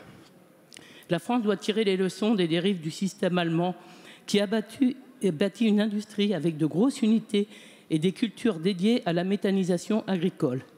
Le coût budgétaire pour l'État et le contribuable, à travers des subventions et le tarif de rachat de l'énergie, ne doit pas permettre des spéculations sur notre modèle agricole basé sur les exploitations familiales. La crise sanitaire que nous traversons nous rappelle que la souveraineté alimentaire est une exigence. La terre doit nourrir les hommes. Face à ce constat, des leviers doivent être activés. Abaisser le seuil des 15% d'intrants issus de cultures végétales. Établir des schémas régionaux de méthanisation favorisant la micro-méthanisation, source de complément de revenus pour les agriculteurs, et les méthanisations en lien avec les industries agroalimentaires. Créer un véritable dispositif de contrôle par les services de l'État, réorienter la PAC, car il est anormal que des hectares de maïs destinés à la méthanisation bénéficient d'aides. Monsieur le ministre, pouvez-vous nous dire quelles mesures concrètes le gouvernement compte-t-il prendre pour mettre fin à ces dérives? Je vous remercie. Merci, chers collègues. La parole est à monsieur Julien Denormandie, ministre de l'Agriculture et de l'Alimentation. Merci, Monsieur le Président, Mesdames et Messieurs les députés, Madame la députée. Vous l'avez dit, et je ne cesse de le répéter, le principal objectif de mon action, c'est la question de la souveraineté et de l'indépendance agroalimentaire de notre pays. Et cette souveraineté, cette indépendance, vous avez cité votre collègue Dominique Potier, avec qui j'ai régulièrement échangé sur ce sujet, elle passe par la maîtrise du sol, essentielle. Il y a eu des travaux d'ailleurs transpartisans qui ont été faits sur cette question des sols avec du côté de la majorité Anne-Laurence Pétel aux côtés de Dominique Potier par exemple. Et aujourd'hui dans ce sujet il y a une question sur la méthanisation. Alors deux éléments de réponse. La première c'est oui il faut établir les garde-fous vis-à-vis de la méthanisation. Est-ce qu'il est normal que demain des cultures de maïs ne soient faites que pour faire de la méthanisation? La question peut légitimement être posée. Qui plus est dans les secteurs où nous avons des vrais enjeux en termes d'eau et d'irrigation, et c'est un sujet dont nous parlons beaucoup avec Barbara Pompili. Et puis, deuxième élément, c'est la question des tarifs. Mais cette question des tarifs qui est en ce moment même débattue d'ailleurs, elle résulte d'un point qui pour le coup est positif, c'est qu'on a vu aujourd'hui une méthanisation qui s'est développée dans notre pays, qui est aussi une alternative vis-à-vis des émissions de gaz à effet de serre, qui est aussi une alternative pour avoir un complément de revenus pour nos agriculteurs, très important, et qui est aussi une alternative pour cette économie circulaire et ces circuits courts. Et donc, il faut à la fois maîtriser des dérives lorsqu'il y en a, le dire, et en même temps accompagner une filière qui, à mes yeux, doit être accompagnée. Et je défends la méthanisation et je ne voudrais pas que, ici ou là, des dérives viennent jeter l'opprobre sur la méthanisation. Je terminerai mon propos en citant le rapport parlementaire de Jean-Luc Fugit sur le sujet de l'énergie dans le domaine agricole. Il y propose des pistes justement pour développer la méthanisation tout en limitant les dérives. Et je crois que là, il y aura des beaux débats dans cet hémicycle. Merci, Monsieur le Ministre. La parole est à Monsieur Fabrice Brun. Merci, Monsieur le Président. Monsieur le Premier ministre, pourquoi attribuer si facilement les fréquences 5G sans contrepartie ? Pourquoi vous privez d'un moyen de pression sur les opérateurs? Une pression salutaire pour qu'ils déterminent enfin le déploiement de la 4G dans notre pays. Car le New Deal, ça marche sur le papier, mais sur le terrain, c'est une autre affaire. L'équipement en 4G du réseau mobile existant a pris beaucoup de retard, vous le savez, comme l'installation des nouveaux pylônes de téléphonie mobile. Et finalement, pourquoi enfermer les Français dans un débat manichéen pour ou contre la 5G, pour ou contre le progrès, les véhicules autonomes, la téléchirurgie, l'agriculture connectée ou l'industrie du futur? Ça n'a pas de sens, à moins que vous ne cherchiez à esquiver la question centrale. Et cette question centrale, c'est l'égalité. L'égalité des chances numériques pour tous les Français, où qu'ils habitent, où qu'ils travaillent, pour cette France des territoires qui a bien compris que la société du tout numérique aggrave les inégalités. Alors, Monsieur le Premier ministre, je vous le demande, 4G ou 5G, serons-nous encore longtemps les dindons de la farce numérique? Merci, chers collègues. La parole est à Monsieur Cédric O, secrétaire d'État chargé de la transition numérique et des communications électroniques. Merci, Monsieur le Président, Mesdames et Messieurs les députés, Monsieur le député Brun. Je vous remercie de poser cette question parce que ça me permet en quelque sorte de mettre en valeur ce qui, je pense, est une des réalisations principales de ce gouvernement. Un chiffre, Monsieur le député. Dans les 15 ans qui ont précédé 2018, dans les 15 années qui ont précédé 2018, notamment grâce à une majorité à laquelle vous appartenez, ce sont 600 pylônes. 600 pylônes en 15 ans qui ont été allumés dans les zones blanches. Dans les 2 ans à venir, grâce au New Deal qui a été négocié par l'ARCEP, par Julien de Normandie, par Agnès Pannier-Runacher et par Mounir Majoubi ici présent, ce seront 2000 pylônes. 2000 pylônes en 2 ans, Monsieur le député, contre 600 pylônes en 15 ans. Dans les années à venir, ce sont 10 à 12 000 pylônes qui vont s'allumer partout en France. Ce sont 60 à 70 pylônes par semaine qui s'allument dans les zones blanches. Dans votre département, Monsieur le député, l'Ardèche, ce sont 38 pylônes qui vont être allumés dans les 2 ans à venir. Ce sont 38 pylônes, dont 4 qui ont déjà été allumés, 1 la semaine prochaine à Issa-Moulinck. Et donc, Monsieur le député, je suis un peu talleyrand, c'est-à-dire que quand je me contemple, je me désole, quand je me compare, je me console. Il n'y a pas un seul pays dans le monde qui déploie plus vite que nous les pylônes. Et donc, bien sûr, c'est toujours insatisfaisant, ça vient jamais assez vite pour les habitants, mais jamais personne, jamais aucun pays, jamais aucune majorité n'a fait autant pour lutter contre la fracture numérique du quotidien. Merci, Monsieur Brun. Et nous écoutons Monsieur Brun. Merci, Monsieur le Président. Monsieur le ministre, je vous remercie pour votre réponse qui confine à la caricature et qui illustre la déconnexion de la réalité qui est la vôtre. Parce que oui, vous avez raison, le New Deal sur le papier, ça marche, mais pas sur le terrain. Et moi, je vais vous reprendre l'exemple de mon département, l'Ardèche. Sur les 38 nouveaux pylônes 4G qui étaient prévus dans le cadre du New Deal, seulement 5 sont opérationnels aujourd'hui. 5 sur 38, c'est ça la réalité du terrain. Alors que le New Deal est signé depuis bientôt 3 ans. Voilà pourquoi nous vous demandons des actes. Voilà pourquoi nous vous demandons une pression maximale sur vos amis, les opérateurs de téléphonie mobile. Merci, Monsieur le ministre. Il vous reste 30 secondes. Merci, Monsieur le Président. Ça me permet de vous retourner la question, Monsieur le député, parce que comment se passe le déploiement des pylônes mobiles sur le terrain? J'ai signé, enfin en tout cas mes prédécesseurs ont signé 38 sites. Donc c'est le quota qui est dévolu à l'Ardèche. Au total, en moyenne, ce sera 120 sites par département. C'est maintenant aux collectivités territoriales, parce que nous avons fait le choix de leur laisser le choix de la localisation des pylônes. C'est aux maires, au président de conseil départemental, grâce à l'aide du préfet, de déterminer où les pylônes doivent être installés, parce que nous avons fait le choix de laisser cette main-là aux collectivités territoriales. Merci, Monsieur le ministre. S'il vous plaît. Nous écoutons dans le calme Madame Cécile Delpirou qui a la parole. Merci, Monsieur le Président. Ma question s'adresse à Madame la ministre du Travail, de l'Emploi et de l'Insertion. La crise sanitaire se double maintenant d'une crise économique et sociale d'une ampleur inédite. Partout en France, des entreprises et leurs salariés en subissent durement les conséquences. Alors que des dizaines de milliers d'emplois sont menacés, le gouvernement a apporté une réponse à la hauteur et a jusqu'ici préservé l'essentiel. Nous devons cependant rester vigilants à ce que cette crise ne provoque pas un recul social sans précédent pour des salariés fragilisés. Trop d'entreprises s'attachent à restaurer leurs profits pour satisfaire leurs actionnaires plutôt que pérenniser l'activité en France et préserver l'emploi. La semaine dernière, Bridgestone annonçait la fermeture de son site de Béthune Pourtant, à aucun moment elle n'a eu recours aux outils mis en place par le gouvernement pour éviter cette situation. Depuis le mois de mars, le nombre de plans sociaux se multiplie. Auchan, Nokia, Air France. Au total, ce sont 345 plans de sauvegarde de l'emploi qui ont été initiés par des entreprises de plus de 50 salariés. Bien sûr, il faut relancer notre économie, sauver le plus d'entreprises possible et préserver un maximum d'emplois. Le plan de relance prévoit d'ailleurs une baisse massive de la fiscalité pour les entreprises. Mais cela devra nous inciter à plus d'exigences encore vis-à-vis de ces dernières.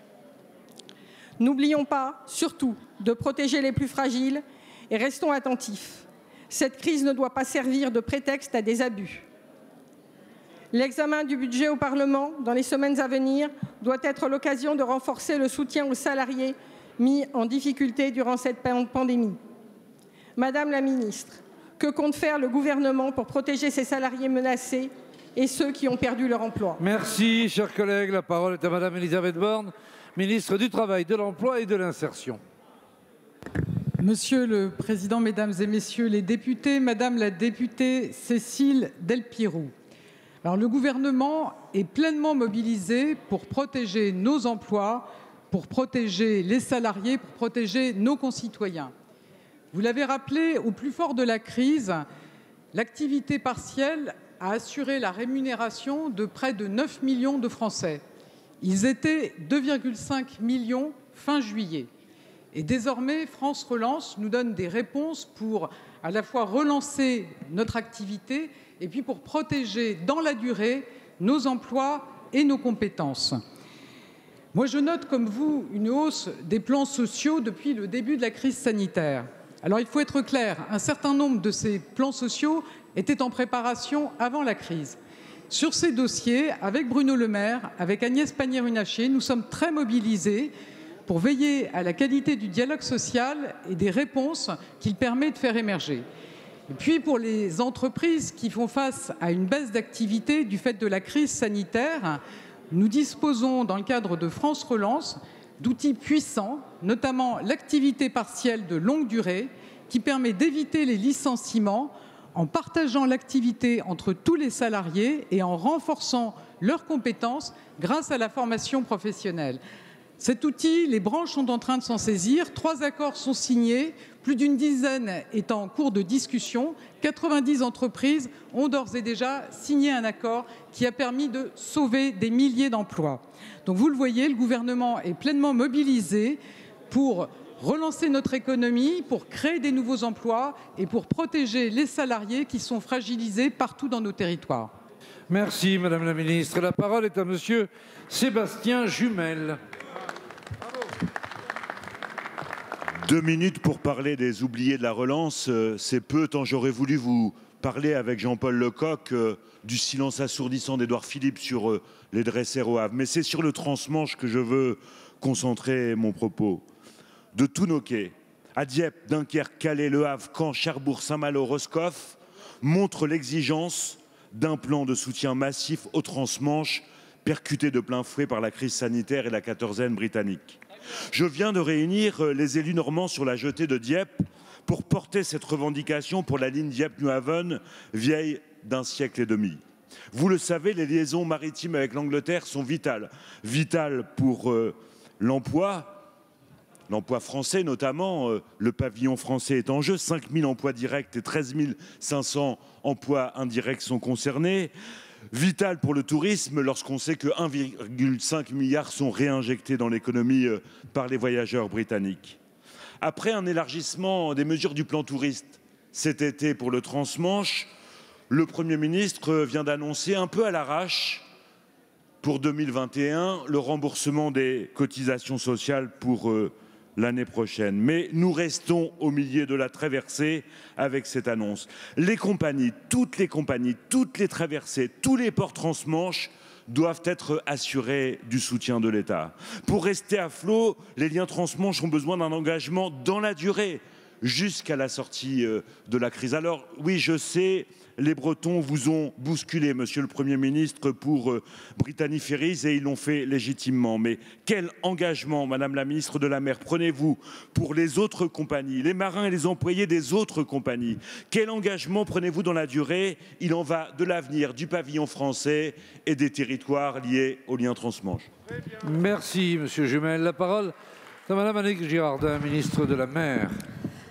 Monsieur le Président, Mesdames et Messieurs les députés, Monsieur le député Jumel, vous évoquez la situation des compagnies de ferries transmanche notamment. Nous l'avons évoqué ici mardi dernier dans cet hémicycle, effectivement à l'appel des élus de Bretagne, mais nous avions bien relevé à ce moment-là que vous vous étiez exprimé en rappelant qu'il y avait aussi la Normandie. Et bien sûr, il y a la Bretagne, il y a la Normandie et il y a la Méditerranée.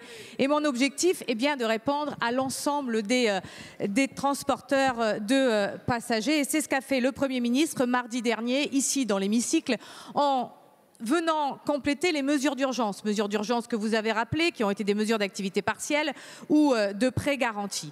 Eh bien, le Premier ministre, mardi dernier, après ces annonces, m'a demandé de réunir l'ensemble des transporteurs. C'est ce que j'ai fait avec le cabinet d'Elisabeth Borne, bien sûr, avec le cabinet de Jean-Baptiste Lemoyne, parce que tourisme, avec le cabinet de Jean-Baptiste Djebari, parce que transport, parce que port, tous ensemble, et vous voyez bien la mobilisation de l'État, nous devions expliquer l'ensemble des mesures complémentaires. Ces mesures complémentaires, c'est l'élargissement des exonérations de charges sociales pour les marins pour 2021. C'est évalué aujourd'hui à 30 millions d'euros.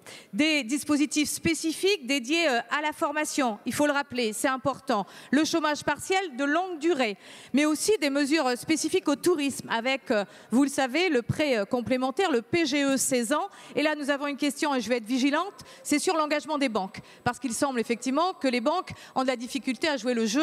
Avec Bruno Le Maire, nous allons regarder cette difficulté supplémentaire. Et puis, bien sûr, il y a la suite.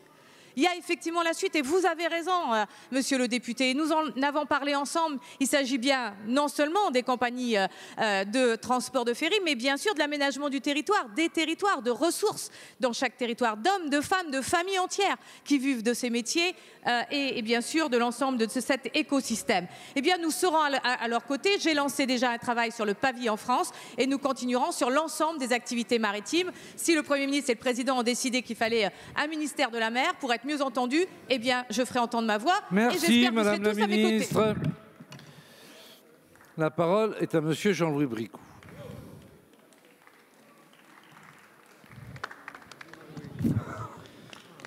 Merci, Monsieur le Président.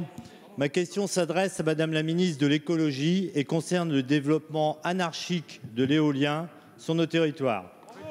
Combien de fois faudra-t-il remettre la question à l'ordre du jour pour qu'enfin le gouvernement agisse? Trop, c'est le sentiment de nos administrés anti-RH en Vermandois et plus largement dans les Hauts-de-France.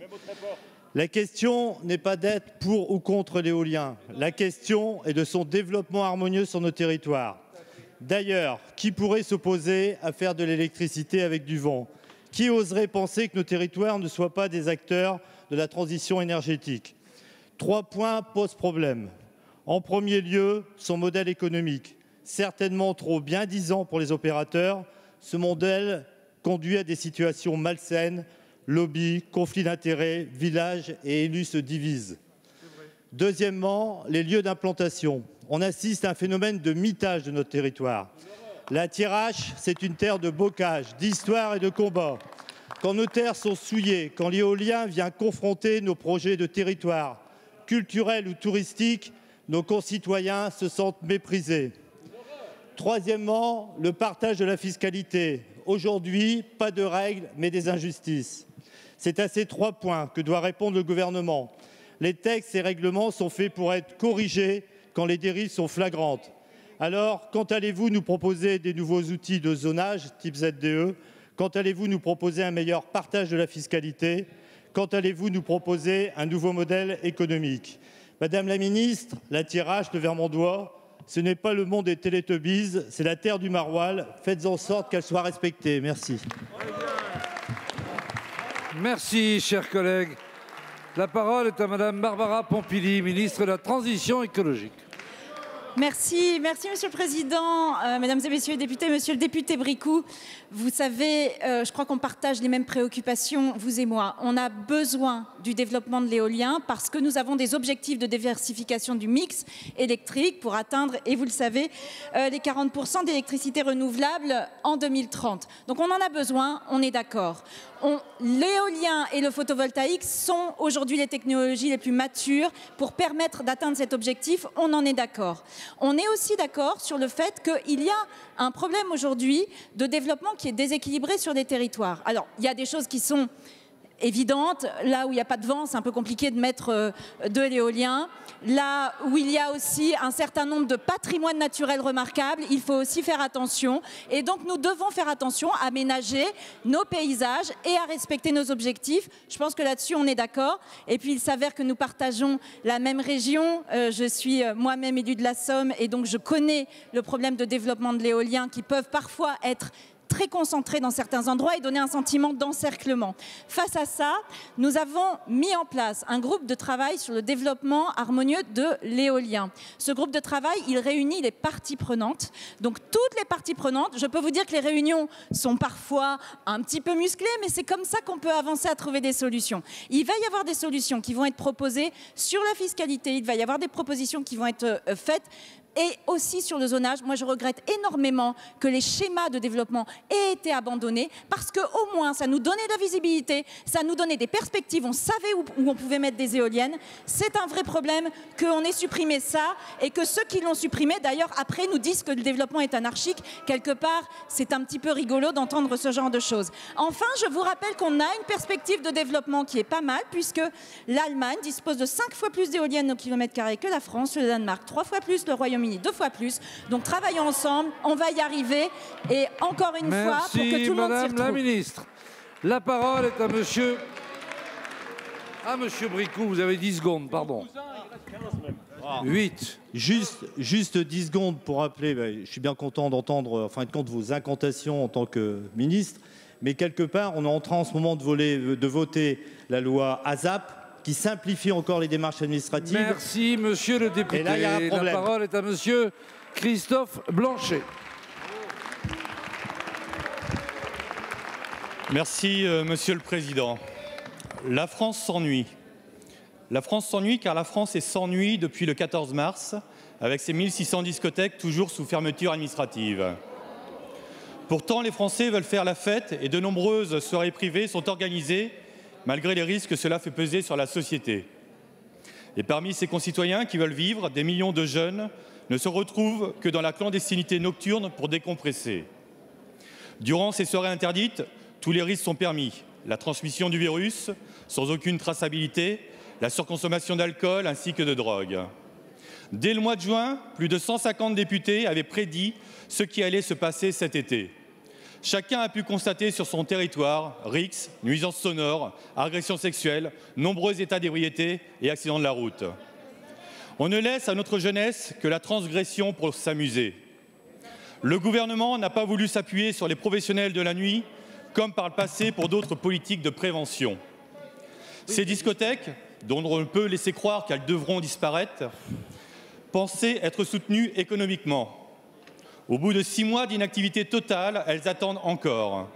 La promesse 0 recette égale 0 dépense ne semble pas avoir été tenue.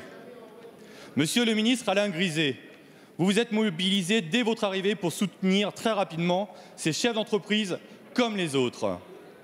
Vous avez compris que ces travailleurs de la nuit, trop souvent raillés, participent aussi au développement économique et à l'attractivité touristique et culturelle du pays. Vendredi, vous avez à nouveau reçu leurs organisations syndicales. Qu'en est-il des aides promises cet été? Monsieur le ministre, nous ne pouvons cautionner que la transgression soit la norme, ni que notre jeunesse se mette en danger en se réfugiant dans la clandestinité. Alors, monsieur le ministre, peut-on laisser la France sans nuit? Merci. La parole est à Monsieur Alain Griset, ministre délégué chargé des petites et moyennes entreprises. Monsieur le Président, Mesdames, Messieurs les députés, Monsieur le député Christophe Blanchet. Tout d'abord, vous remercier, Monsieur le député, ainsi que bon nombre de vos collègues pour votre mobilisation, votre écoute votre mobilisation, votre écoute et le fait que vous m'avez très rapidement mobilisé sur ce sujet. Je vous ai d'ailleurs reçu quasiment quelques jours après ma nomination. J'ai également reçu à plusieurs reprises les représentants des discothèques et mes équipes ont également travaillé régulièrement avec leurs représentants. Naturellement, je condamne, comme vous, tout ce qui a été organisé de façon clandestine et qui a d'ailleurs contribué à propager le virus cet été. Concrètement parlant, nous avons décidé, en accord avec Bruno Le Maire et naturellement sur décision du Premier ministre, de pouvoir totalement enlever du niveau de solidarité niveau 2 toutes les contraintes qui empêchaient l'accès à ce niveau aux discothèques. 3 fois 15 000 €. Et vendredi, lorsque je les ai de nouveau reçus, nous avons reconduit le dispositif. Donc nous les écoutons, nous les considérons et nous comprenons leurs difficultés. Nous allons continuer à les accompagner. Merci, Monsieur le Ministre. La parole est à Monsieur Philippe Meyer. Merci, Monsieur le Président. Merci, Monsieur le Président, chers collègues. Je tiens tout d'abord à exprimer une pensée en la mémoire de Gilbert Meyer, ancien député du Haut-Rhin et maire de Colmar, décédé hier.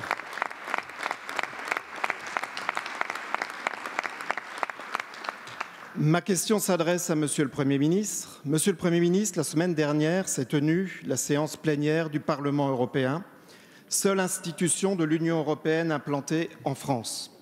Or, celle-ci était organisée à Bruxelles, et ce, pour la 6e fois consécutive depuis le début de l'année, en totale contradiction avec les traités européens. Toutes les précautions sanitaires ont pourtant été prises à Strasbourg pour accueillir les parlementaires européens dans les meilleures conditions. Bruxelles se trouve également en zone rouge. L'argument sanitaire est donc sans effet. Cette situation est très clairement un mauvais signal et la question de l'institution parlementaire à Strasbourg est remise en cause. Il est clair qu'il s'agit d'une nouvelle manœuvre des opposants à Strasbourg qui souhaitent que Bruxelles supplante la capitale alsacienne. Ce qui est en cause, ce n'est pas l'affaiblissement d'une métropole française, il ne s'agit pas d'un combat régional. Il en va, Monsieur le Premier ministre, du poids politique et diplomatique de la France. Il en va du leadership français avec l'Allemagne en Europe. Il en va de la place de la France sur la scène internationale.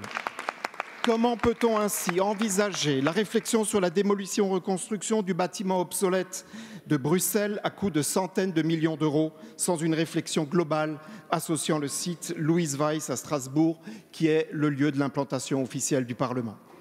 La venue du secrétaire d'État aux Affaires européennes Clément Beaune à Strasbourg le 14 septembre a permis de montrer une unité forte des parlementaires et collectivités territoriales autour de Strasbourg. Nous attendons à présent, Monsieur le Premier ministre, des paroles fortes et des actes concrets de votre part. Tous les présidents de la République ont soutenu le Parlement à Strasbourg. Allez-vous agir en ce sens? Merci, chers collègues. La parole est à Monsieur Jean-Yves Le Drian, ministre de l'Europe et des Affaires étrangères. Monsieur le député Philippe Meyer, vous avez rappelé la décision prise par le président Sassoli, président du Parlement européen, de faire tenir la dernière session plénière du Parlement européen à Bruxelles pour des conditions assez incompréhensibles, puisque la raison sanitaire qui était évoquée valait aussi pour Bruxelles, et que vous avez rappelé par ailleurs que, avec les collectivités, l'État, les parlementaires avaient mobilisé l'ensemble des acteurs pour qu'il y ait des protocoles stricts permettant de sécuriser et les uns et les autres. Le Premier ministre, Jean Castex, s'en était ému, a interpellé officiellement les autorités du Parlement européen. Et je voudrais vous dire 5 choses à cet instant. D'abord, nous devons éviter que les pandémies, ici ou ailleurs, à Strasbourg, à Bruxelles ou ailleurs, n'affectent le fonctionnement régulier des institutions, parce que c'est le symbole de la continuité de la vie démocratique. Et Strasbourg, c'est une référence de la vie démocratique. Puisqu'à Strasbourg, il n'y a pas uniquement le Parlement européen, il y a aussi le Conseil de l'Europe et il y a aussi la Cour européenne des droits de l'homme. Tout ça, c'est à Strasbourg, qui mérite bien le titre de capitale européenne de la démocratie. Je sais que c'est un débat interne, mais je me tiens informé de l'actualité strasbourgeoise. Le deuxième point, c'est que nous voulons dire et répéter ici et ailleurs qu'il faut respecter les traités. Et dans les traités, le siège du Parlement européen est à Strasbourg. Et donc, il est essentiel symboliquement, troisièmement, que les grandes échéances parlementaires à venir, en particulier l'adoption du plan de relance, du cadre financier pluriannuel, du budget 2021, puissent se tenir à Strasbourg. Quatrièmement, le président Sassoli, devant la pression des uns et des autres, a décidé de faire en sorte que la prochaine session plénière du Parlement européen aura lieu à Strasbourg. Et puis, dernier point, il y aura la présidence française au premier semestre 2022. On fera en sorte que ça valorise le siège du Parlement à Strasbourg. Merci, Monsieur le Ministre. La parole est à Monsieur Charles de Courson. Ma question s'adresse à Monsieur le secrétaire d'État chargé du numérique. Monsieur le secrétaire d'État, le 27 mai 2020, lors du débat sur la déclaration du gouvernement relatif aux innovations numériques dans la lutte contre l'épidémie de Covid-19, le groupe Liberté et Territoires s'était opposé pour deux raisons à ce dispositif, le qualifiant même de pacte faustien. La première raison concernait l'inefficacité de cette application, développée trop tardivement quant à la détection des personnes ayant été en contact avec des personnes contaminées. Et la seconde raison concernait le danger pour les libertés publiques du fait de la centralisation des données et de la possibilité pour les tiers de localiser des personnes s'étant connectées à cette application. Cette position de notre groupe a été confortée par les interrogations du président de la République, qui, lors du dernier Conseil de défense sanitaire, le 11 septembre 2020, aurait déclaré, selon un hebdomadaire du mercredi, je cite, « Soit on ferme, soit on fait nettement mieux ». Mais également, j'attends pour le Conseil des ministres de mercredi, c'est-à-dire demain, des propositions de fond de Cédric O. En effet, 2,7 millions de personnes ont téléchargé cette application, soit 3,6% de la population française, ce chiffre n'augmentant que fort lentement. De plus, il semblerait que cette application ait permis l'identification de seulement 252 personnes à ce jour, soit un chiffre totalement négligeable au regard du nombre de personnes ayant été en contact avec des personnes déclarées contaminées. Enfin, le coût de cette application n'est pas négligeable pour les finances publiques, environ 120 000 € par mois. Il semblerait que ça monte à 200 000 par mois d'après vos déclarations. Alors, Monsieur le secrétaire d'État, ma question elle est toute simple, mais elle est radicale. Le gouvernement envisage-t-il d'abandonner purement et simplement l'application pour dire stop au stop Covid? Merci, chers collègues. La parole est à Monsieur Olivier Véran, ministre des Solidarités et de la Santé.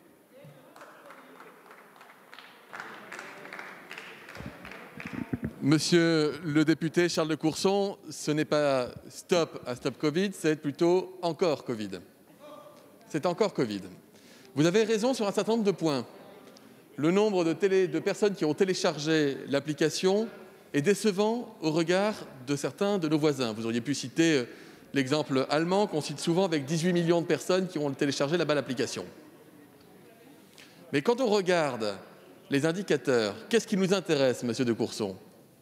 Ce qui nous intéresse, c'est le nombre de cas positifs déclarés dans l'application, davantage que le nombre de personnes qui ont téléchargé l'application. Vous êtes d'accord avec moi? On ne lutte pas contre une épidémie avec des téléchargements. Bien. Et c'est là que si on compare, ça devient plus intéressant.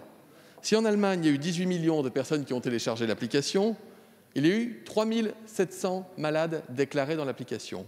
En France, certes, nous avons un peu moins de 3 millions de personnes qui ont téléchargé l'application, mais 4 900 malades déclarés dans l'application. Si on regarde au résultat, Monsieur le député de Courson, on n'a pas à rougir, ou alors l'ensemble de nos voisins devraient arrêter ces applications de tracing. Elles sont utiles, Monsieur de Courson. Elles sont utiles. Stop Covid est utile pour les personnes qui l'utilisent. Et moi, j'ai envie de vous dire, quand on constate que l'application n'est pas tout le temps ouverte ou que des gens ont leurs raisons d'ailleurs, parce que le truc est anonyme, il est gratuit, les données sont stockées en France, tout est traité en France, c'est le choix que nous avons fait et que le ministre en charge du numérique, Cédric O, a fait, il a eu parfaitement raison de le faire. Mais dont acte, si quelqu'un n'a pas envie d'avoir tout le temps son application, moi je l'invite à brancher, à allumer son application lorsqu'il va aller justement dans un bar, dans un restaurant, lorsqu'il va aller dans une réunion avec des amis, là où la distanciation sociale et le port du masque n'est pas assuré, C'est ça qui lui permettra d'être informé avant les autres. Et Monsieur de Courson, nous allons renforcer l'application avec des dispositifs d'information, d'accompagnement des personnes, avec des plateformes connectées. Nous comptons sur le numérique, il n'y a pas de raison que ça ne marche pas en France. Merci, Monsieur le Ministre. 3 secondes. Monsieur le ministre, vous persistez dans l'erreur. Alors puis-je vous permettre de vous suggérer de méditer le précepte latin « Errare humanum est, perseverare diabolicum ». La parole est à Madame Nathalie Bassire. Merci, Monsieur le Président. Ma question s'adresse à la ministre chargée du Logement. Madame la ministre, si la problématique du logement persiste dans l'Hexagone, elle est d'autant plus importante dans nos territoires ultramarins et il nous faut relever des défis supplémentaires depuis la crise Covid. Dans le plan Blanc Outre-mer 2019-2022, le gouvernement, par l'intermédiaire de l'ancienne ministre des Outre-mer Annick Girardin et de Julien Denormandie, ministre chargé de la Ville et du Logement, a affirmé, je cite, « La politique du logement en Outre-mer doit relever des défis spécifiques. Cela passe par la construction de logements neufs, mais aussi par la rénovation et la réhabilitation du parc existant. Ce nouveau plan doit aussi amener le secteur de la construction en Outre-mer à engager la transition écologique dans le bâtiment. Je partage parfaitement cette vision. Le dispositif de Normandie est aussi bien applicable à un particulier qu'à un bien provenant d'un programme de rénovation ou de transformation lancé par un promoteur. Pour être éligible, le logement doit être situé dans une des villes définies par décret. À La Réunion, les seules villes concernées par ce dispositif sont le Port, Saint-André, Saint-Joseph et Saint-Pierre, soit uniquement 4 communes sur 24. Le Tampon, avec ses 80 000 habitants, est la 4e commune de l'île. Son avenue principale, 3 km environ, est composée de commerces, administration, immeubles et logements. Mais seuls 4 de ces bâtiments datent de moins de 30 ans. Madame la ministre, le gouvernement est-il prêt à étendre l'éligibilité du dispositif à toutes les villes de La Réunion? Par ce choix, le gouvernement pourrait donner à nos territoires un nouveau dynamisme. Cette mesure est attendue par la grande majorité des acteurs du bâtiment, en particulier des petits artisans. Cela pourrait aussi donner un nouveau souffle aux entreprises du secteur de la transition écologique et notamment le photovoltaïque. Ainsi, les ménages réunionnais durement touchés par la crise bénéficieraient de ces loyers plafonnés. Je vous remercie. Merci, chers collègues. La parole est à Madame Emmanuelle Vargon, ministre déléguée chargée du logement. Merci, Monsieur le Président, Mesdames, Messieurs les députés, Madame la députée Nathalie Bassire. Vous avez raison, le logement est une grande cause en Outre-mer, autant en Outre-mer que dans l'Hexagone. Et pour le logement, c'est à la fois très important de travailler sur la construction neuve, mais aussi sur la rénovation, sur la réhabilitation de nos bâtiments. Et c'est l'engagement du gouvernement, c'est d'ailleurs l'engagement que nous portons avec Barbara Pompili, avec Bruno Le Maire, dans le plan de relance sur la rénovation énergétique des bâtiments. Vous m'interrogez plus spécifiquement sur le dispositif de Normandie dans l'ancien, et je salue Julien de Normandie à l'origine de cette action. Il est à la fois écologique et économique, il est extrêmement vertueux puisqu'il facilite les travaux dans l'ancien, permettant de remettre sur le marché des logements locatifs à prix modéré une fois rénovés. La question des communes qui sont éligibles est en fait une question posée aux communes elles-mêmes. En effet, ça n'est pas une décision nationale. L'État ne fixe pas de liste de communes éligibles. Nous nous remettons à l'initiative locale et c'est notre vision du travail en partenariat avec les territoires. Les communes qui sont éligibles aux deux Normandies dans l'ancien sont soit celles qui ont déjà contractualisé dans le programme Action Cœur de Ville, porté par Jacqueline Gouraud, ou celles qui simplement proposent de travailler avec l'État dans ce qu'on appelle des ORT, des opérations de revitalisation territoriale. Et au-delà des 4 communes que vous avez citées, le Port, Saint-André, Saint-Joseph et Saint-Pierre, moi j'invite la commune du Tampon à se rapprocher de l'État pour signer cette opération de revitalisation territoriale qui permettra de mettre des moyens sur la rénovation thermique des bâtiments à La Réunion. Donc je le propose à la commune du Tampon et à toutes les communes de La Réunion. Merci Madame la Ministre. La parole est à Madame Monica Michel. Monsieur le Président, Monsieur le Premier ministre, Mesdames et Messieurs les ministres, mes chers collègues, ma question s'adresse à Monsieur le ministre des Solidarités et de la Santé. Mais tout d'abord, permettez-moi de rendre hommage devant la représentation nationale à l'ensemble des personnels des EHPAD, des centres hospitaliers, des forces de sécurité, de secours et tous ceux qui sont en première ligne depuis de nombreux mois dans le combat mené contre le coronavirus. Ils sont notre fierté. Monsieur le ministre, depuis plusieurs semaines, la région Provence-Alpes-Côte d'Azur est classée par les autorités sanitaires en zone rouge où la circulation du virus est jugée comme étant très active. Face à cette situation, une série de nouvelles mesures a été mise en place pour lutter contre l'épidémie de coronavirus, notamment le port du masque obligatoire dans 27 communes des Bouches-du-Rhône, département où le taux d'incidence est supérieur à 100 cas pour 100 000 habitants. Par ailleurs, afin de protéger les personnes âgées dans les EHPAD, le préfet de région a annoncé le 14 septembre dernier l'encadrement plus strict des visites qui sont depuis cette date limitées à une seule visite en chambre et à 2 personnes par jour. Depuis le mois de mars dernier, les EHPAD du Pays d'Arles ont dû faire face à une situation sanitaire exceptionnelle par sa gravité et par son ampleur inédite. L'ensemble de leur personnel est pleinement mobilisé, faisant preuve d'un professionnalisme à toute épreuve pour apporter les meilleurs soins à nos aînés, ceci sans ménager ses efforts et sans compter ses heures. Monsieur le ministre, permettez-moi alors de vous demander quelles sont les mesures mises en place par le gouvernement afin de permettre d'une part au personnel soignant des EHPAD, au contact des plus vulnérables, de continuer à exercer sa vocation en toute sécurité et d'autre part, quelles sont celles envisagées afin de permettre aux EHPAD d'être de véritables lieux de vie où les résidents auraient de nouveau la possibilité de partager un moment avec celles et ceux qui leur sont chers dans le plus grand respect des gestes barrières et des mesures de protection. Je vous remercie. Merci, chers collègues. La parole est à monsieur Olivier Véran, ministre des Solidarités et de la Santé. Madame la députée Monica Michel, merci pour votre question. D'abord, vous signalez qu'il y a 178 clusters en cours d'investigation en EHPAD dans notre pays. Chaque jour, il y a 10 clusters supplémentaires dans les EHPAD, malgré toute l'action vigilante des directions d'établissements et des soignants et des familles. Le président de la République, à l'heure à laquelle vous m'interrogez, est justement en déplacement dans un EHPAD pour témoigner de son soutien à la communauté des professionnels dans le secteur du médico-social. Vous avez raison de souligner que les situations d'isolement ont été très durement vécues pendant la première vague. Notre credo, c'est protéger nos aînés sans les isoler.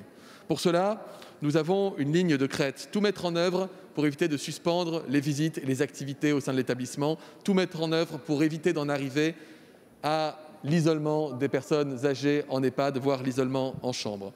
Nous prenons des mesures qui sont adaptées territoire par territoire en fonction de la situation épidémique, comme pour le reste des mesures de gestion. Et nous appelons à un effort vraiment collectif, le respect total des gestes barrières, le port du masque en toutes circonstances, notamment lorsqu'on est famille et qu'on vient visiter son aîné. C'est fondamental de respecter cela et de ne pas faire courir de risques à la personne qu'on visite et à toutes les personnes qui partagent le même établissement. Le lien avec les familles est primordial et nous voulons le maintenir. Cela exige cet effort de tous les instants, de tout le monde. Et puis vous parlez du soutien aux professionnels dans les EHPAD. Vous avez aussi raison, c'est un point d'alerte particulier que je suis de très près avec Brigitte Bourguignon, qui est ministre déléguée à l'autonomie. Un dispositif financier incitatif a été mis en place pour que les libéraux puissent prêter main forte au personnel dans les EHPAD. Et puis j'invite la représentation nationale, puisque vous m'interrogez, à relayer massivement notre appel auprès des professionnels volontaires pour venir se rendre disponibles pour les EHPAD. Il y a une plateforme internet qui s'appelle renfortrh.solidarité-santé.gouv.fr. On le mettra sur internet. C'est important de pouvoir aider, de participer à cet effort national pour protéger nos aînés sans les isoler. Merci, monsieur le ministre, de cette adresse facile à retenir. La séance des questions au gouvernement est terminée. La séance est suspendue.